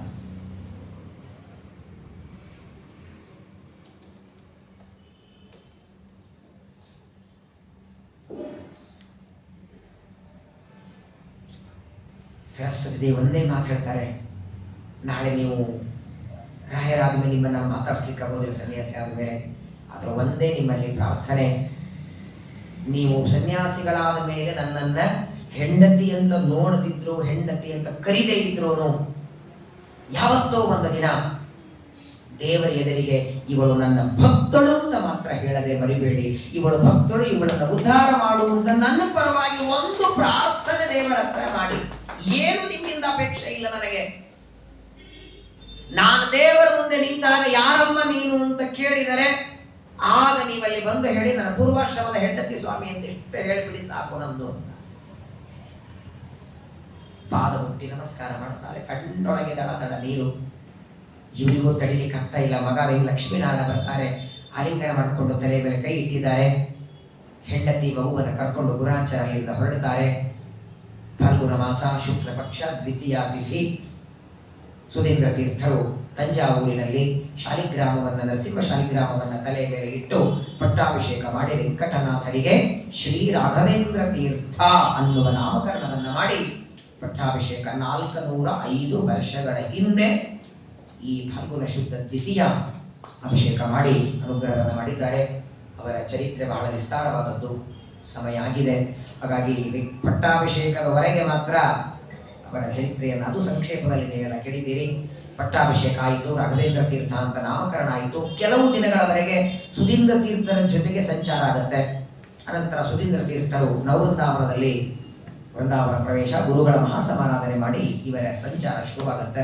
ಒಟ್ಟಾರೆ ಎಲ್ಲ ಮಾನವರ ಕಣ್ಣಿಗೆ ಕಂಡದ್ದು 79 ವರ್ಷಗಳವರೆಗೆ ರಾಯರು ಎಲ್ಲ ಕಡೆಗೆ ಸಂಚಾರ ಮಾಡಿ 50 ಗ್ರಂಥಗಳ ಬರೆದು ದನ ಕಾಯುವ ವೆಂಕಣ್ಣನಿಗೆ ಬುದ್ಧಿವಂತರನ್ನಾಗಿ ಮಾಡಿ ಇಡೀ ಜೀವನದೊಳಗೆ ಪಾಠ, ಪ್ರವಚನ, ಗ್ರಂಥಲೇಖನ, ಸಮಾಜದ ಸೇವೆ, ದೇವರ ಸೇವೆ, ಕನಕದಾಸರು ಕೊಟ್ಟಂತಹ ಸಾಸ್ವಿಯನ್ನು ಸ್ವೀಕಾರ ಮಾಡ್ತಾರೆ. ಎಂತೆಂಥ ಭಕ್ತರು. ಒಬ್ಬ ಸೇವಕ ಮದುವೆಗೆ ಹೋಗ್ಬೇಕಾಗಿತ್ತು, ಅವನಿಗೆ ಮದುವೆ ಆಗಿರಲಿಲ್ಲ. ಸುಮಾರು ವರ್ಷದಿಂದ ಯಾವ ಕನ್ಯಾನೇ ಕೊಟ್ಟಿರಲಿಲ್ಲ. ಯಾಕಂದ್ರೆ ಏನು ಕೆಲಸ ಮಾಡಲ್ಲ ಅಂತ. ಒಂದಿನ ರಾಯರಿಗೆ ಪ್ರಾರ್ಥನೆ ಮಾಡ್ತಾನೆ. ರಾಯರ ಹತ್ರ ಕೆಲಸ ಮಾಡ್ತಿದ್ದ. ಮಲಮೂತ್ರಕ್ಕೆ ಹೋಗಿ ಬಂದಿದ್ದ ರಾಯರು. ಕೈಯಲ್ಲಿ ಮಣ್ಣಿತ್ತು, ಕೈ ತೊಳ್ಕೊಳ್ತಿದ್ರು. ನನ್ನ ಸಂಬಂಧಿಕರ ಮದುವೆಗೆ ಹೋಗಿ ಬರ್ತೇನೆ ಅಂತ ಮಂತ್ರಾಕ್ಷತೆ ಕೊಡಿ. ರಾಯರ ಮಂತ್ರಾಕ್ಷತೆ ಇಲ್ಲೆಲ್ಲಿದೆಯೋ ಇತ್ತವೋ ಮಣ್ಣು ಅಂತ 2 ಮುಷ್ಟಿ ಮಣ್ಣೆ ಹಾಕಿದ್ರ ಕೈಗೆ. ಅದನ್ನೇ ಒಂದು ಬಟ್ಟಿಯಲ್ಲಿ ಕಟ್ಕೊಂಡು ಊರಿಗೆ ಹೊರಟ. ದಾರಿಯಲ್ಲಿ ನಡೀತಾ ನಡೀತಾ ಒಬ್ಬ ಶ್ರೀಮಂತನ ಮನೆ ಮುಂದೆ ಮಲಿಕೊಂಡ. ಯಾಕಂದ್ರೆ ಹಾಗೆಲ್ಲ ಬಸ್ಸು ಕಾರಿಲ್ಲ, ನಡ್ಕೋತ ಹೋಗ್ಬೇಕು. ಮಲಗಿದ್ದಾನೆ. ಆ ಮೃತ್ತಿಕೆಯ ಗಂಟನ್ನ ತಲೆದೂರು ಬಿಟ್ಟುಕೊಂಡು ಮಲಗಿದ್ದಾನೆ. ರಾತ್ರಿ ಒಂದು ಬ್ರಹ್ಮ ರಾಕ್ಷಸ ಬಂದಿದ್ದ ಆ ಮನೆಗೆ. ಆ ಮನೆಯಲ್ಲಿದ್ದ ಮಗುವನ್ನು ತಿನ್ನಬೇಕು ಅಂತ ಈ ಗುರುಗಳು ಕೊಟ್ಟ ಮೃತ್ತಿಕೆ ಆ ಬ್ರಹ್ಮ ರಾಕ್ಷಸಕ್ಕೆ ಬೆಂಕಿ ಕಾಣಿಸಿದೆ. ಆ ಬೆಂಕಿಗೆ ನಾನು ಒಳ ಹೋಗ್ತೇನೆ ಅಂತ ಗಂಟು ಬೆಚ್ಚಿ ಒಂದು ಸ್ವಲ್ಪ ಮೃತ್ತಿಕೆಯನ್ನು ಅದರ ಮೇಲೆ ಚೆಲ್ತಾನೆ. ಆ ಮೃತ್ತಿಗೆ ಚೆಲ್ಲಿದ್ದಕ್ಕೆ ಭಸ್ಮವಾಗಿ ಹೋಗ್ತದೆ. ಮನೆ ಯಜಮಾನ ಬಾಗಿಲು ತೆಗಿತಾನೆ. ನನ್ನ ಮಕ್ಕಳ ಪ್ರಾಣ ಉಳಿಸಿದ್ದೀರಿ, ಒಳಗೆ ಕರೆದು ಆದರ ಗೌರವ ಉಪಚಾರ ಮಾಡಿ, ಅವತ್ತಿನವರೆಗೆ ಮದುವೆ ಆಗಿರಲಿಲ್ಲ, ಕನ್ಯಾ ಕೊಟ್ಟು ಮದುವೆ ಮಾಡಿದರೆ ಅಂತ ಒಂದು ಗುರುಗಳು ಕೊಟ್ಟ ಮಣ್ಣಿನ ಮೇಲೆ ವಿಶ್ವಾಸ ಮಾಡಿದ್ದಕ್ಕೆ, ರಾಯರು ಕೊಟ್ಟಂತಹ ಮಣ್ಣಿನ ಮೇಲೆ ವಿಶ್ವಾಸ ಮಾಡಿದ್ದಕ್ಕೆ ಮದುವೆ ಮಾಡಿಕೊಂಡು ಶ್ರೀಮಂತನಾದ ಅಂತ. ವಿಶೇಷವಾಗಿ ರಾಘವೇಂದ್ರ ಸ್ವಾಮಿಗಳನ್ನು ನಿರಂತರ ಕೊಂಡಾಡಿದ ವ್ಯಕ್ತಿಗಳು ನಮ್ಮ ಅಪ್ಪಣ್ಣಾಚಾರ್ಯರು. ಅಪ್ಪಣ್ಣಾಚಾರ್ಯರು ಬಿಚ್ಚಾಲೆಯಲ್ಲಿ ಇರ್ತಿದ್ರವರು. ಇವತ್ತಿಗೂ ಮಂತ್ರಾಲಯಕ್ಕೆ ಹೋದವರಿಗೆ ಗೊತ್ತಿದೆ. ಕೊನೆಗೆ ಗುರುಗಳು ನೋಡಿ, ಸಾಮಾನ್ಯವಾಗಿ ಯತಿಗಳು ದೇಹ ಬಿಟ್ಟ ಮೇಲೆ ಅವರ ತಲೆಯನ್ನು ಒಡೆದು ಸಾಸ್ವೆಯನ್ನು ತುಂಬಿ ವೃಂದಾವನ ಪ್ರವೇಶ ಮಾಡ್ತಾರೆ. ರಾಘವೇಂದ್ರ ಸ್ವಾಮಿಗಳು ಒಂದ್ಸಲ ಪಾಠ ಹೇಳ್ತಿದ್ರು. ಪಾಠ ಮಾಡ್ತಾ ಇರುವಾಗ ವಿದ್ಯಾರ್ಥಿಗಳೆಲ್ಲ ಕೂತಿದ್ರು. ಒಮ್ಮಿಂದೊಮ್ಮೆ ಎದ್ದು ನಿಂತರು. ಮೇಲೆ ಎದ್ದು ನಿಂತು ಹೀಗೆ ನಮಸ್ಕಾರ ಮಾಡಿದರು. ಸ್ವಲ್ಪ ಹೊತ್ತು ಮಾತಾಡಿದರು. ಮಾತಾಡಿ ಕೆಳಗೆ ಕೂತರು. ವಿದ್ಯಾರ್ಥಿಗಳು, ಸ್ವಾಮಿ ಯಾರು ಮಾತಾಡೋರು, ಯಾರು ಹೊರಟಿದ್ರು ಅಂದ್ರೆ ಕೃಷ್ಣಮೂರ್ತಿ ಕೃಷ್ಣದ್ವೈಪಾಯನ ತೀರ್ಥರ ವೃಂದಾವನ ಪ್ರವೇಶ ಆಯ್ತು ಇವತ್ತು. ಅವ್ರು ಹೊರಟಿದ್ರು. ನಮ್ದು ಯಾವಾಗ ಅಂತ ಕೇಳಿದೆ. 2 ಅಂತ 3 ಸಲ ಅಂದ್ರೆ ಇನ್ನು 2 ವರ್ಷ 2 ತಿಂಗಳು 2 ದಿನ ತಮ್ಮ ವೃಂದಾವನದ ಕೊನೆ ಕಾಲ. ಪ್ರಾಯ ವೃಂದಾವನವನ್ನ ಕಟ್ಟಿಸ್ತಾರೆ. ಶ್ರೀರಾಮಚಂದ್ರ ಸೀತಾದೇವಿಯ ಜೊತೆಗೆ ಸಂಚಾರಕ್ಕೆ ಹೋದಾಗ ಆ ಮಂತ್ರಾಲಯ ಕ್ಷೇತ್ರಕ್ಕೆ ಬಂದಾಗ ಯಾವ ಬಂಡೆಗಳ ಮೇಲೆ ಕೂತಿದ್ದ ಆ ಕಲ್ಲಿನಿಂದ ನಮ್ಮ ವೃಂದಾವನ ಆಗಬೇಕು ಅಂತ ಸ್ವಾಮಿಗಳು ಮೊದಲೇ ದಿವಾರರಿಗೆ ಆಜ್ಞೆಯನ್ನ ಮಾಡಿಸಿ, ವಿಶೇಷವಾಗಿ ನೋಡಿ ರಾಘವೇಂದ್ರ ಸ್ವಾಮಿಗಳು ವೃಂದಾವನ ಪ್ರವೇಶ ಮಾಡುವಾಗ ಸಾವಿರಲ್ಲ, ಲಕ್ಷ ಲಕ್ಷ ಕೋಟಿ ಕೋಟಿ ಜನ ಎಲ್ಲರಿಗೊಂದು ಪ್ರಾರ್ಥನೆ ಮಾಡ್ತಾರೆ. ಯಾಕೆ ನೀವು ಸಜೀವ ವೃಂದಾವನ ಆದದ್ದವರು, ಯಾಕೆ ವೃಂದಾವನ ಪ್ರವೇಶ ಮಾಡ್ತೀರಿ? ದಯಮಾಡಿ ವೃಂದಾವನ ಪ್ರವೇಶ ಮಾಡಬೇಡಿ, ನಿಮ್ಮ ಅನುಗ್ರಹ ಬೇಕು ಅಂತ ಎಲ್ಲರೂ ಬೇಡಿದರೆ ಆಗ ರಾಯರು ಕೊನೆಗೆ ಒಂದು ಪತ್ರ ಬರೆದು ಕೊಟ್ರಂತೆ. ಯಾರಾದರೂ ಊರಿಗೆ ಹೋಗ್ಬೇಕಾದ್ರೆ ಕೊಡ್ತಾರಲ್ಲ, ರಾಯರಂತಾರೆ, ನನಗೆ ಯಾವ ಕೆಲಸಕ್ಕೆ ದೇವರಲ್ಲಿ ಕಳಿಸಿದ ಆ ಕೆಲಸ ಮುಗಿದಿದೆ. ಅವನಿಗೆ ಕಳಿಸುವಾಗಲೇ ಹೇಳಿದ್ದು, ನಿನ್ ಕೆಲಸ ಆದ್ಮೇಲೆ ಬಹಳ ನಿಂದ್ರಬೇಡ ಇಲ್ಲಿ ಅಂತ. ನೋಡಿ, ನಾನು ಬಂದು ಈ ಮಾಡಬೇಕಾದ ಕೆಲಸ ಆಯಿತು. ನಾನು ಬರೆದಂತಹ ಗ್ರಂಥಗಳ ನಾಳೆ ನನ್ನ ಆರಾಧನೆ ಅಂತ ನೀವು ಮಾಡೋದಿದ್ರೆ ಪಂಚಾಮೃತಾಭಿಷೇಕ, ರಥೋತ್ಸವ ಅದೆಲ್ಲದಕ್ಕಿಂತಲೂ ದೊಡ್ಡದು ನನ್ನ ಆರಾಧನೆ ನೀವು ಮಾಡೋದಿದ್ರೆ ನಾನು ಬರೆದ ಗ್ರಂಥಗಳನ್ನ ಪಾಠದಲ್ಲಿಯೋ ಪ್ರವಚನದ ರೂಪದಲ್ಲಿಯೋ ಶ್ರವಣ ಮಾಡಿ ಅದೇ ನನಗೆ ನೀವು ಕೊಡುವಂತಹ ಅಭಿಷೇಕ, ವಜ್ರ ಕವಚ.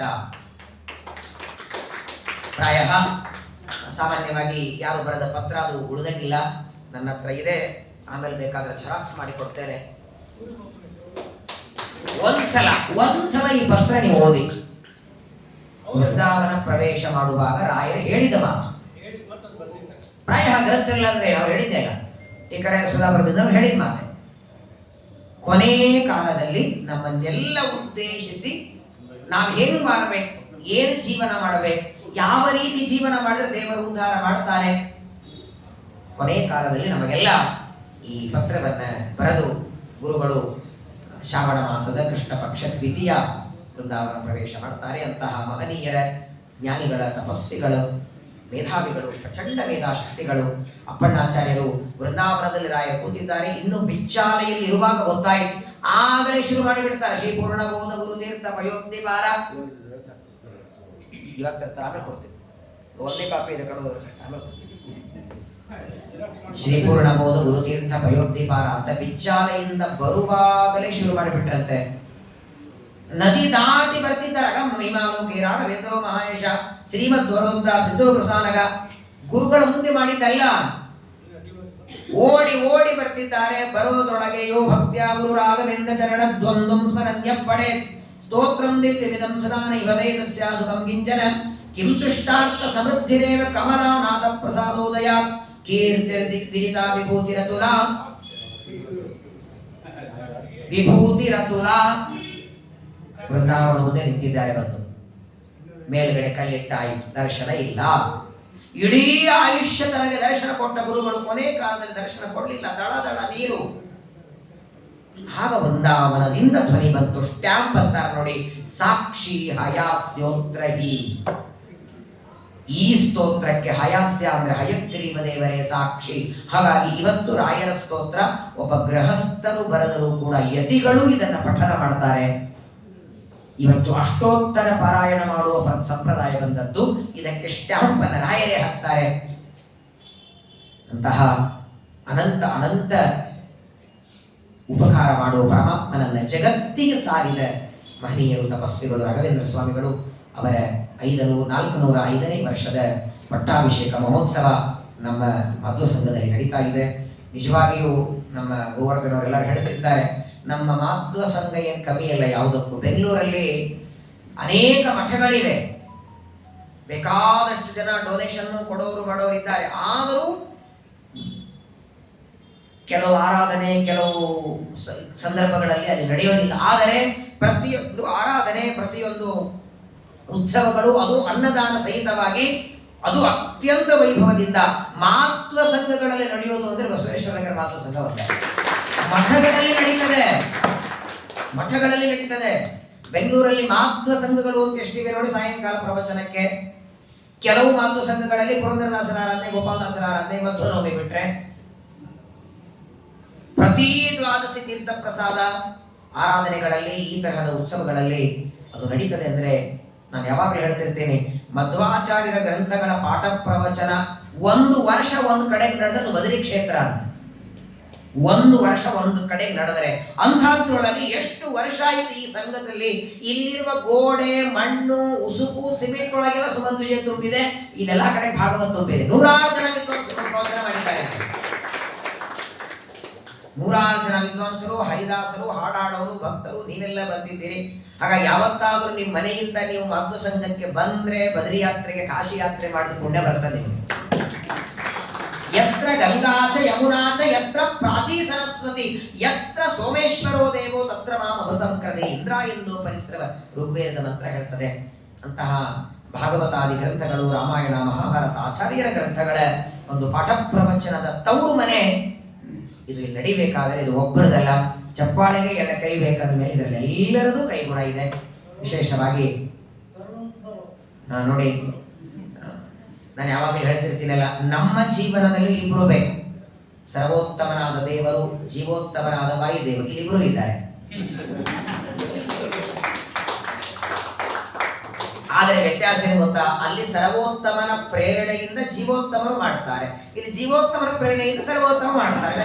ಯಾಕಂದ್ರೆ ಮನುಷ್ಯ ಲೋಕದಲ್ಲಿ ವ್ಯತ್ಯಾಸ ಇರುತ್ತಲ್ಲ, ಗುರು ಶಿಷ್ಯರ ಉಲ್ಟಾ ಇಲ್ಲಿ. ಹಾಗಾಗಿ ಮುಖ್ಯ ಪ್ರಾಣದೇವರ ವಿಶೇಷವಾದ ಒಂದು ಅನುಗ್ರಹ. ನಿಜವಾಗಿಯೂ ಅವರ ವಯಸ್ಸು ನೋಡಿದ್ರೆ ನನಗೆ ಅನಿಸ್ತದೆ, ಸುಮ್ಮನೆ ಮನೆ ಕೂತ್ಕೊಂಡು ಊಟ ಮಾಡಿ ಪಾಪ ನಿನ್ನೆ ಇವತ್ತು ಈ ಕಾರ್ಯಕ್ರಮ ಆಗಬೇಕು ಹೀಗಾಗತ್ತೆ ಅನ್ಕೊಂಡೇ ಇಲ್ಲ. ಯಾಕಂದ್ರೆ ಎಲ್ಲಾರು ಬರಬೇಕು, ಏನಾಗುತ್ತೋ. ನೀನು ಸಾಯಂಕಾಲ 6 ಗಂಟೆಗೆ ಊಟ ಮಾಡಿದಾರಂತ. ಕಟ್ಟಿಗೆ ಇರಲಿಲ್ಲ, ಕಟ್ಟಿಗೆ ಅವ್ರ ನಿಮ್ಮ ನಂಬರ್ ಚೇಂಜ್ ಆಯಿತು, ಅದು ಆಯಿತು. ಒಂದು ಅಡಿಗೆ ಊಟದ ಏನೇ ಸುಮ್ಮನೆ ಇರ್ತದ? ಅಡಿಗೆಯವ್ರದೊಂದು, ಕಟ್ಟಿಗೆಯವ್ರದೊಂದು, ಸಾಮಾನೊಂದು ಬಂತೋ ಇಲ್ಲೋ, ಬಾಳೆಯಲ್ಲಿ ಮೊಸರು, ಅದು ಇದು. ಆದರೆ ಒಂದು ಮಾತ್ರ ಸತ್ಯ, ನಾನು ಮುಖಸ್ತುತಿ ಮಾಡಲ್ಲ. ಈ ಬ್ರಾಹ್ಮಣ ಏನೋ ಕೀರ್ತಿ ಬರಲಿ, ಸಂಪತ್ತು ಬರಲಿ ಅಂತ ಮಾಡಲ್ಲ. ನನ್ನ ಸಂಘ ತಮ್ಮ ಮನೆ ಕಾರ್ಯಕ್ರಮದಲ್ಲಿ ಹೇಗೆ ಒದ್ದಾಡಬೇಕು ಅಷ್ಟು ಒದ್ದಾಡಿ ಮಾಡ್ತಾ ಇದ್ದೆ. ನಾನು ನೋಡಿದ್ದೆ, ಹೇಳ್ತೇನೆ. ಇದು ನಾನು ಮುಖಸ್ತುತಿ ಮಾಡಲ್ಲ. ದಕ್ಷಿಣೆ ಕೊಡ್ತಾರೆ ಅಂತ ಮಾಡೋದು ಬೇರೆ, ಸಂಬಳ ಕೊಡ್ತಾರೆ ಅಂತ ಮ್ಯಾನೇಜ್ಮೆಂಟ್ ಮಾಡೋದು ಬೆಂಗಳೂರಲ್ಲಿ ಬೇಕಾದ ಜನ ಸಿಗ್ತಾರೆ. ಒಂದೊಂದು ಮಠದಲ್ಲಿ ಮ್ಯಾನೇಜ್ಮೆಂಟ್ ಇರ್ತಾರೆ, ಅವ್ರಿಗೆ ಸಂಬಳ ಇರುತ್ತೆ ಮಠದ ಕಡೆಯಿಂದ. ಸಂಬಳ ಇಲ್ಲದೆ ನಮ್ಮ ಮನೆಯಿಂದ ಹಗಲು ರಾತ್ರಿ ನಮ್ಮ ಸಂಸ್ಥೆ ಅಂತ ಹಚ್ಕೊಂಡು ಚೆನ್ನಾಗಿ ಮಾಡ್ತಾರೆ. ಇವರೊಬ್ಬರೇ ಅಲ್ಲ, ನಮ್ಮ ರಾಜಾರಾವ್ ಅಷ್ಟೇ, ಗೋವರ್ಧನ್ ಅಷ್ಟೇ, ನಮ್ಮ ಕೇಶವಮೂರ್ತಿಗಳು. ಒಂದರ್ಥದಲ್ಲಿ ನಮ್ಮ ಮಾತೃ ಸಂಘದ ನಿಜವಾಗ್ಲೂ ಹೆಮ್ಮೆ ಆಗತ್ತೆ. ಬಸವೇಶ್ವರ ಮಾತೃ ಸಂಘದಲ್ಲಿ ದೊಡ್ಡ ಹೆಮ್ಮೆ. ಮೊಟ್ಟ ಮೊದಲನೇದು ದೊಡ್ಡ ಕಾರ್ಯ ಅಂದ್ರೆ 360 ದಿನ ಪ್ರವಚನ ನಡೆಯತ್ತಲ್ಲ, ಬಹಳ ದೊಡ್ಡ ಕೆಲಸ ಇದೆ, ಬಹಳ ದೊಡ್ಡ ಕೆಲಸ. ತೀರ್ಥ ಪ್ರಸಾದ ಆರಾಧನೆಯಲ್ಲಿ ಒಂದು ದಿವಸ ಆಗಲಿ ನಡೆಯಲಿ ಮೊದಲೇ, ಎಂಥ ಪ್ರಸಂಗದಲ್ಲೂ ನಾನೇ ಎಷ್ಟೋ ಸಲ ಬರ್ತೀನಿ ಅಂತ ಹೇಳಿ 2 ದಿನ ಬರಲ್ಲ, 2 ದಿವಸಕ್ಕೆ ಯಾರಿಗೂ ಅರೇಂಜ್ ಮಾಡ್ತಾರೆ ಹೊರತು 2 ದಿನ ಪ್ರವಚನ ಇಲ್ಲ ಅಂತ ಬೋರ್ಡ್ವೇ ಇಲ್ಲ. ಸುಮ್ಮನೆ ನಡೆಯಲ್ಲ ಇದು, ಸುಮ್ಮನೆ ನಡೆಯೋದಿಲ್ಲ. 1 ದಿನ ತಪ್ಪದೆ ಪಾಠ ಪ್ರವಚನ ನಡಿಬೇಕಾದರೆ ಅಲ್ಲಿ ಪರಮಾತ್ಮನ ವಾಯುದೇವರ ಸನ್ನಿಧಾನ 100ಕ್ಕೆ 100ರಷ್ಟಿದ್ರೇನೆ ನಡೆಯೋದು. ಏನೋ ವಿಘ್ನಗಳು ಬರ್ತವೆ, ಯಾವುದೋ ಪ್ರಸಂಗದಲ್ಲಿ ಏನೋ ವಿಘ್ನಗಳು ಬಂದು ನಿಂತು ಹೋಗತ್ತೆ. ವಿಶೇಷವಾಗಿ ಅನ್ನದಾನ ವಿದ್ಯಾದಾನ ಎರಡಕ್ಕೂ ಸಂಘ ಇದೆ. ನಾನು ಬೆಂಗಳೂರಿಗೆ ಬಂದು ಹೊಸದರಲ್ಲಿ ಪ್ರಾಯ ಒಂದರ್ಥದಲ್ಲಿ ನಮಗೂ ಅನ್ನದಾನ ಮಾಡಿದ್ದೆ ಈ ಸಂಘ. ಆಗ ನಾನು ಇಲ್ಲಿ ಬಂದು ಪಾಠ ಮಾಡ್ತಿದ್ದೆ. ಆಗ ಇನ್ನೂ ಕರೋನಾ ಇರಲಿಲ್ಲ. ನಮ್ಮ ರಘುನಾಥರಾವ್ ಅವರು ಎಲ್ಲರೂ ಬರೋರು, ಸುಮಾರು 8-10 ಜನ. ಮಧ್ಯಾಹ್ನ ಆದರೆ ಇಲ್ಲಿ ಬರಬೇಕು. ಯಾವತ್ತಾದರೂ ಸಂಘದಲ್ಲಿ ಏನೋ ಕಾರ್ಯಕ್ರಮ ಊಟ ಇದ್ರೆ ಅವತ್ತು ಪಾಠ ಹೇಗೆ ಅಂತ ಮೇಲ್ಗಡೆ ಮಾಡೋಣ ಅಂತ, ಇಲ್ಲ ಬೇಗ ಮುಗಿಸ್ಬಿಡೋಣ ಊಟ, ಎಂಜಿನಗೋಮ ಎಷ್ಟೋ ಸಲ ಎಂಜಿನಗೋಮ ಆಗಿರ್ತದೆ, ನಾವೇ ಒರೆಸ್ಕೊಂಡು ಒಣ ಮಾಡ್ಕೊಂಡು ಪಾಠ ಮಾಡೋದು. ಅದೇನೋ ಕರೋನಾ ಆಯಿತು, ಆನ್ಲೈನ್ ಶುರುವಾಯಿತು. ಆನ್ಲೈನ್ ಅಂತೂ ಒಂದು ಅರ್ಥದಲ್ಲಿ ವ್ಯಾಸರಾಜರು ಸ್ಥಾಪನೆ ಮಾಡಿದ, ವ್ಯಾಸರಾಜರು ಪೂಜೆ ಮಾಡಿದ ಪ್ರಾಣದೇವರ ಸನ್ನಿಧಾನ. ವಿಶೇಷವಾಗಿ ನಮ್ಮ ಸಂಘ ಆ ಚಂದ್ರಾರ್ಕವಾಗಿ ಹೀಗೆ ಬೆಳೀಲಿ. ಏನ್ ನಿಂತರೂ ಕೂಡ ಪಾಠ ಪ್ರವಚನ ಮಾತ್ರ ನಮ್ಮ ಸಂಘದಲ್ಲಿ ನಿಲ್ಲೋದು ಬೇಡ, ಯಾವ ಕಾಲಕ್ಕೂ ನಿಲ್ಲೋದು ಬೇಡ, ಅದು ನಿರಂತರವಾಗಿ ನಡೀಲಿ ಅಂತ ಪರಮಾತ್ಮನಲ್ಲಿ ಪ್ರಾರ್ಥನೆಯನ್ನು ಮಾಡ್ತಾ, ಇವತ್ತಿನ ರಾಘವೇಂದ್ರ ಸ್ವಾಮಿಗಳ ಈ 405ನೇ ವರ್ಷದ ಪಟ್ಟಾಭಿಷೇಕದ ಈ ಪರ್ವಕಾಲದಲ್ಲಿ ತನು ಮನ ಧನದಿಂದ ಸೇವೆ ಮಾಡಿದ ನಿಮ್ಮೆಲ್ಲರಿಗೂ ರಾಯರ ಅನುಗ್ರಹ ಮಾಡಲಿ. ಏನ್ ಬೇಡ, ಆ ವೆಂಕಣ್ಣನ ಮೇಲೆ ಕೈ ಇಟ್ಟು ಆಶೀರ್ವಾದ ಮಾಡಿದ್ರಲ್ಲ, ಅಷ್ಟೂ ನಮ್ಮ ಯೋಗ್ಯತೆ ಇಲ್ಲ. ಕೊನೆ ಪಕ್ಷ ಎಂಥ ಆಪತ್ತು ಕಷ್ಟ ಬಂದಾಗಲೂ ರಾಘವೇಂದ್ರಾಯ ನಮ್ಮ ನಾಮಸ್ಮರಣೆ ಸಾಕು. ಅವರ ನಾಮಸ್ಮರಣೆ ನಾಲಿಗೆಗೆ ಬಂದರೂ ಜನ್ಮ ಉದ್ಧಾರವಾಗುತ್ತೆ. ಅವರು ಬರೆದ ಗ್ರಂಥ ಎಷ್ಟು ಚೆನ್ನಾಗಿದೆ ರೀ. ಏನು ಆಚಾರ್ಯರ ಮಹಾಭಾರತ ತಾತ್ಪರ್ಯ 5000 ಶ್ಲೋಕ ಇದೆ. ತಳ ಹತ್ತಲ ಬುಡ ಹತ್ತಲ್ಲ, 32 ಶ್ಲೋಕದಲ್ಲಿ ಮುಗಿಸ್ಬಿಡ್ತಾರೆ ರಾಯರು. ಏನ್ ರಾಮಾಯಣ, ರಾಮಚರಿತ್ರೆ ಮಂದಿರಿ, ಕೃಷ್ಣ ಚರಿತ್ರೆ ಮಂದಿರಿ, ನದಿ ತಾರತಮ್ಯ ಸ್ತೋತ್ರ ನೋಡಿ. ಜ್ಞಾನಿ ಪಂಡಿತ ಯಾರನ್ನು ಕರಿಬೇಕು? ಸಂಕ್ಷೇಪ ವಿಸ್ತಾರಾಭ್ಯಾಂ ಪ್ರವದಂತಿ ಮನೀಷಿಣ. ಸಂಕ್ಷೇಪದಲ್ಲಿ ಹೇಳಿಕ್ ಬರ್ಬೇಕು, ವಿಸ್ತಾರನೂ ಬರ್ಬೇಕು. ಎರಡೂ ಕಲ ರಾಯರಲ್ಲಿ ಇದೆ. ಅದಂತೂ ಅದ್ಭುತ. ಪ್ರಾತಃ ಸಂಕಲ್ಪ ಗದ್ಯ, ಸರ್ವಸಮರ್ಪಣ ಗದ್ಯ ಹೆಂಗಂದ್ರೆ ಒಂಥರ ಮಣ್ಣಿಗೆ ಊಟ ಇಲ್ಲ, ಅದರ ಅರ್ಥ ಆದವರಿಗೆ ಆನಂದವೇ ಬೇಕು. ಅನೇಕ ಗ್ರಂಥಗಳನ್ನು ಬರೆದಿದ್ದಾರೆ. ಪರಿಮಳ ಅಂತೂ ಪರಮಾನಂದ ನೋಡಿ. ಆಡು ಮುಟ್ಟದ ಗಿಡ ಇಲ್ಲ, ರಾಯರು ಮುಟ್ಟದ ಗ್ರಂಥ ಇಲ್ಲ. ಇಂಥ ಗ್ರಂಥಕ್ಕೆ ರಾಯರು ಬರೆದಿಲ್ಲ ಅಂತಿಲ್ಲ. ಮಂತ್ರಾಲಯ ಪ್ರಭುಗಳಿಗೆ, ರಾಯರಿಗೆ ಅವರ ಪೂರ್ವಾಶ್ರಮದ ಮಗ ಲಕ್ಷ್ಮೀನಾರಾಯಣಾಚಾರ್ಯ ಅಂತಾರೆ, ನೀವು ಎಲ್ಲದಕ್ಕೂ ಬರೆದ್ರಿ, ವೇದಗಳಿಗೆ ನೀವು ಬರೆಯಲೇ ಇಲ್ಲ. ವೇದಗಳು ನಿಮ್ಮ ಅರ್ಥ ಮಾಡ್ಕೊಳ್ಳಿ ಕಷ್ಟ ಆಗುತ್ತೆ, ವೇದಗಳಿಗೆ ವ್ಯಾಖ್ಯಾನ ಮಾಡಿ ಎಂದಾಗ ರಾಯರು ಮಗನ ಮಾತನ್ನ ಕೇಳಿ ಮುಂದೆ ವೇದಕ್ಕೆ ಅರ್ಥ ಬರೀತಾರೆ. ಋಗರ್ಥ ಮಂಜರಿ, ಮಂತ್ರಾರ್ಥ ಮಂಜರಿ, ಋಗ್ವೇದ, ಯಜುರ್ವೇದ, ಸಾಮವೇದ, ಅಥರ್ವಣ ವೇದ. ನಮ್ಮ ಮಾತರೇಶ್ವರ ವಿದ್ಯಾಪೀಠದಲ್ಲಿ ಪ್ರತಿ ಗುರುವಾರ ಪಾಠ ನಡೀತದೆ. ಇವತ್ತು ಗುರುವಾರ ಇದೆ 4 ಗಂಟೆಗೆ ರಾಯರ ಮಂತ್ರಾರ್ಥ ಮಂಜರಿ. ಆ ಋಗ್ವೇದದ ಮಂತ್ರಗಳಿಗೆ ಆಚಾರ್ಯರು ಬರೆದ ಭಾಷ್ಯಕ್ಕೆ ರಾಯರು ಅರ್ಥ ಬರೀತಾರೆ.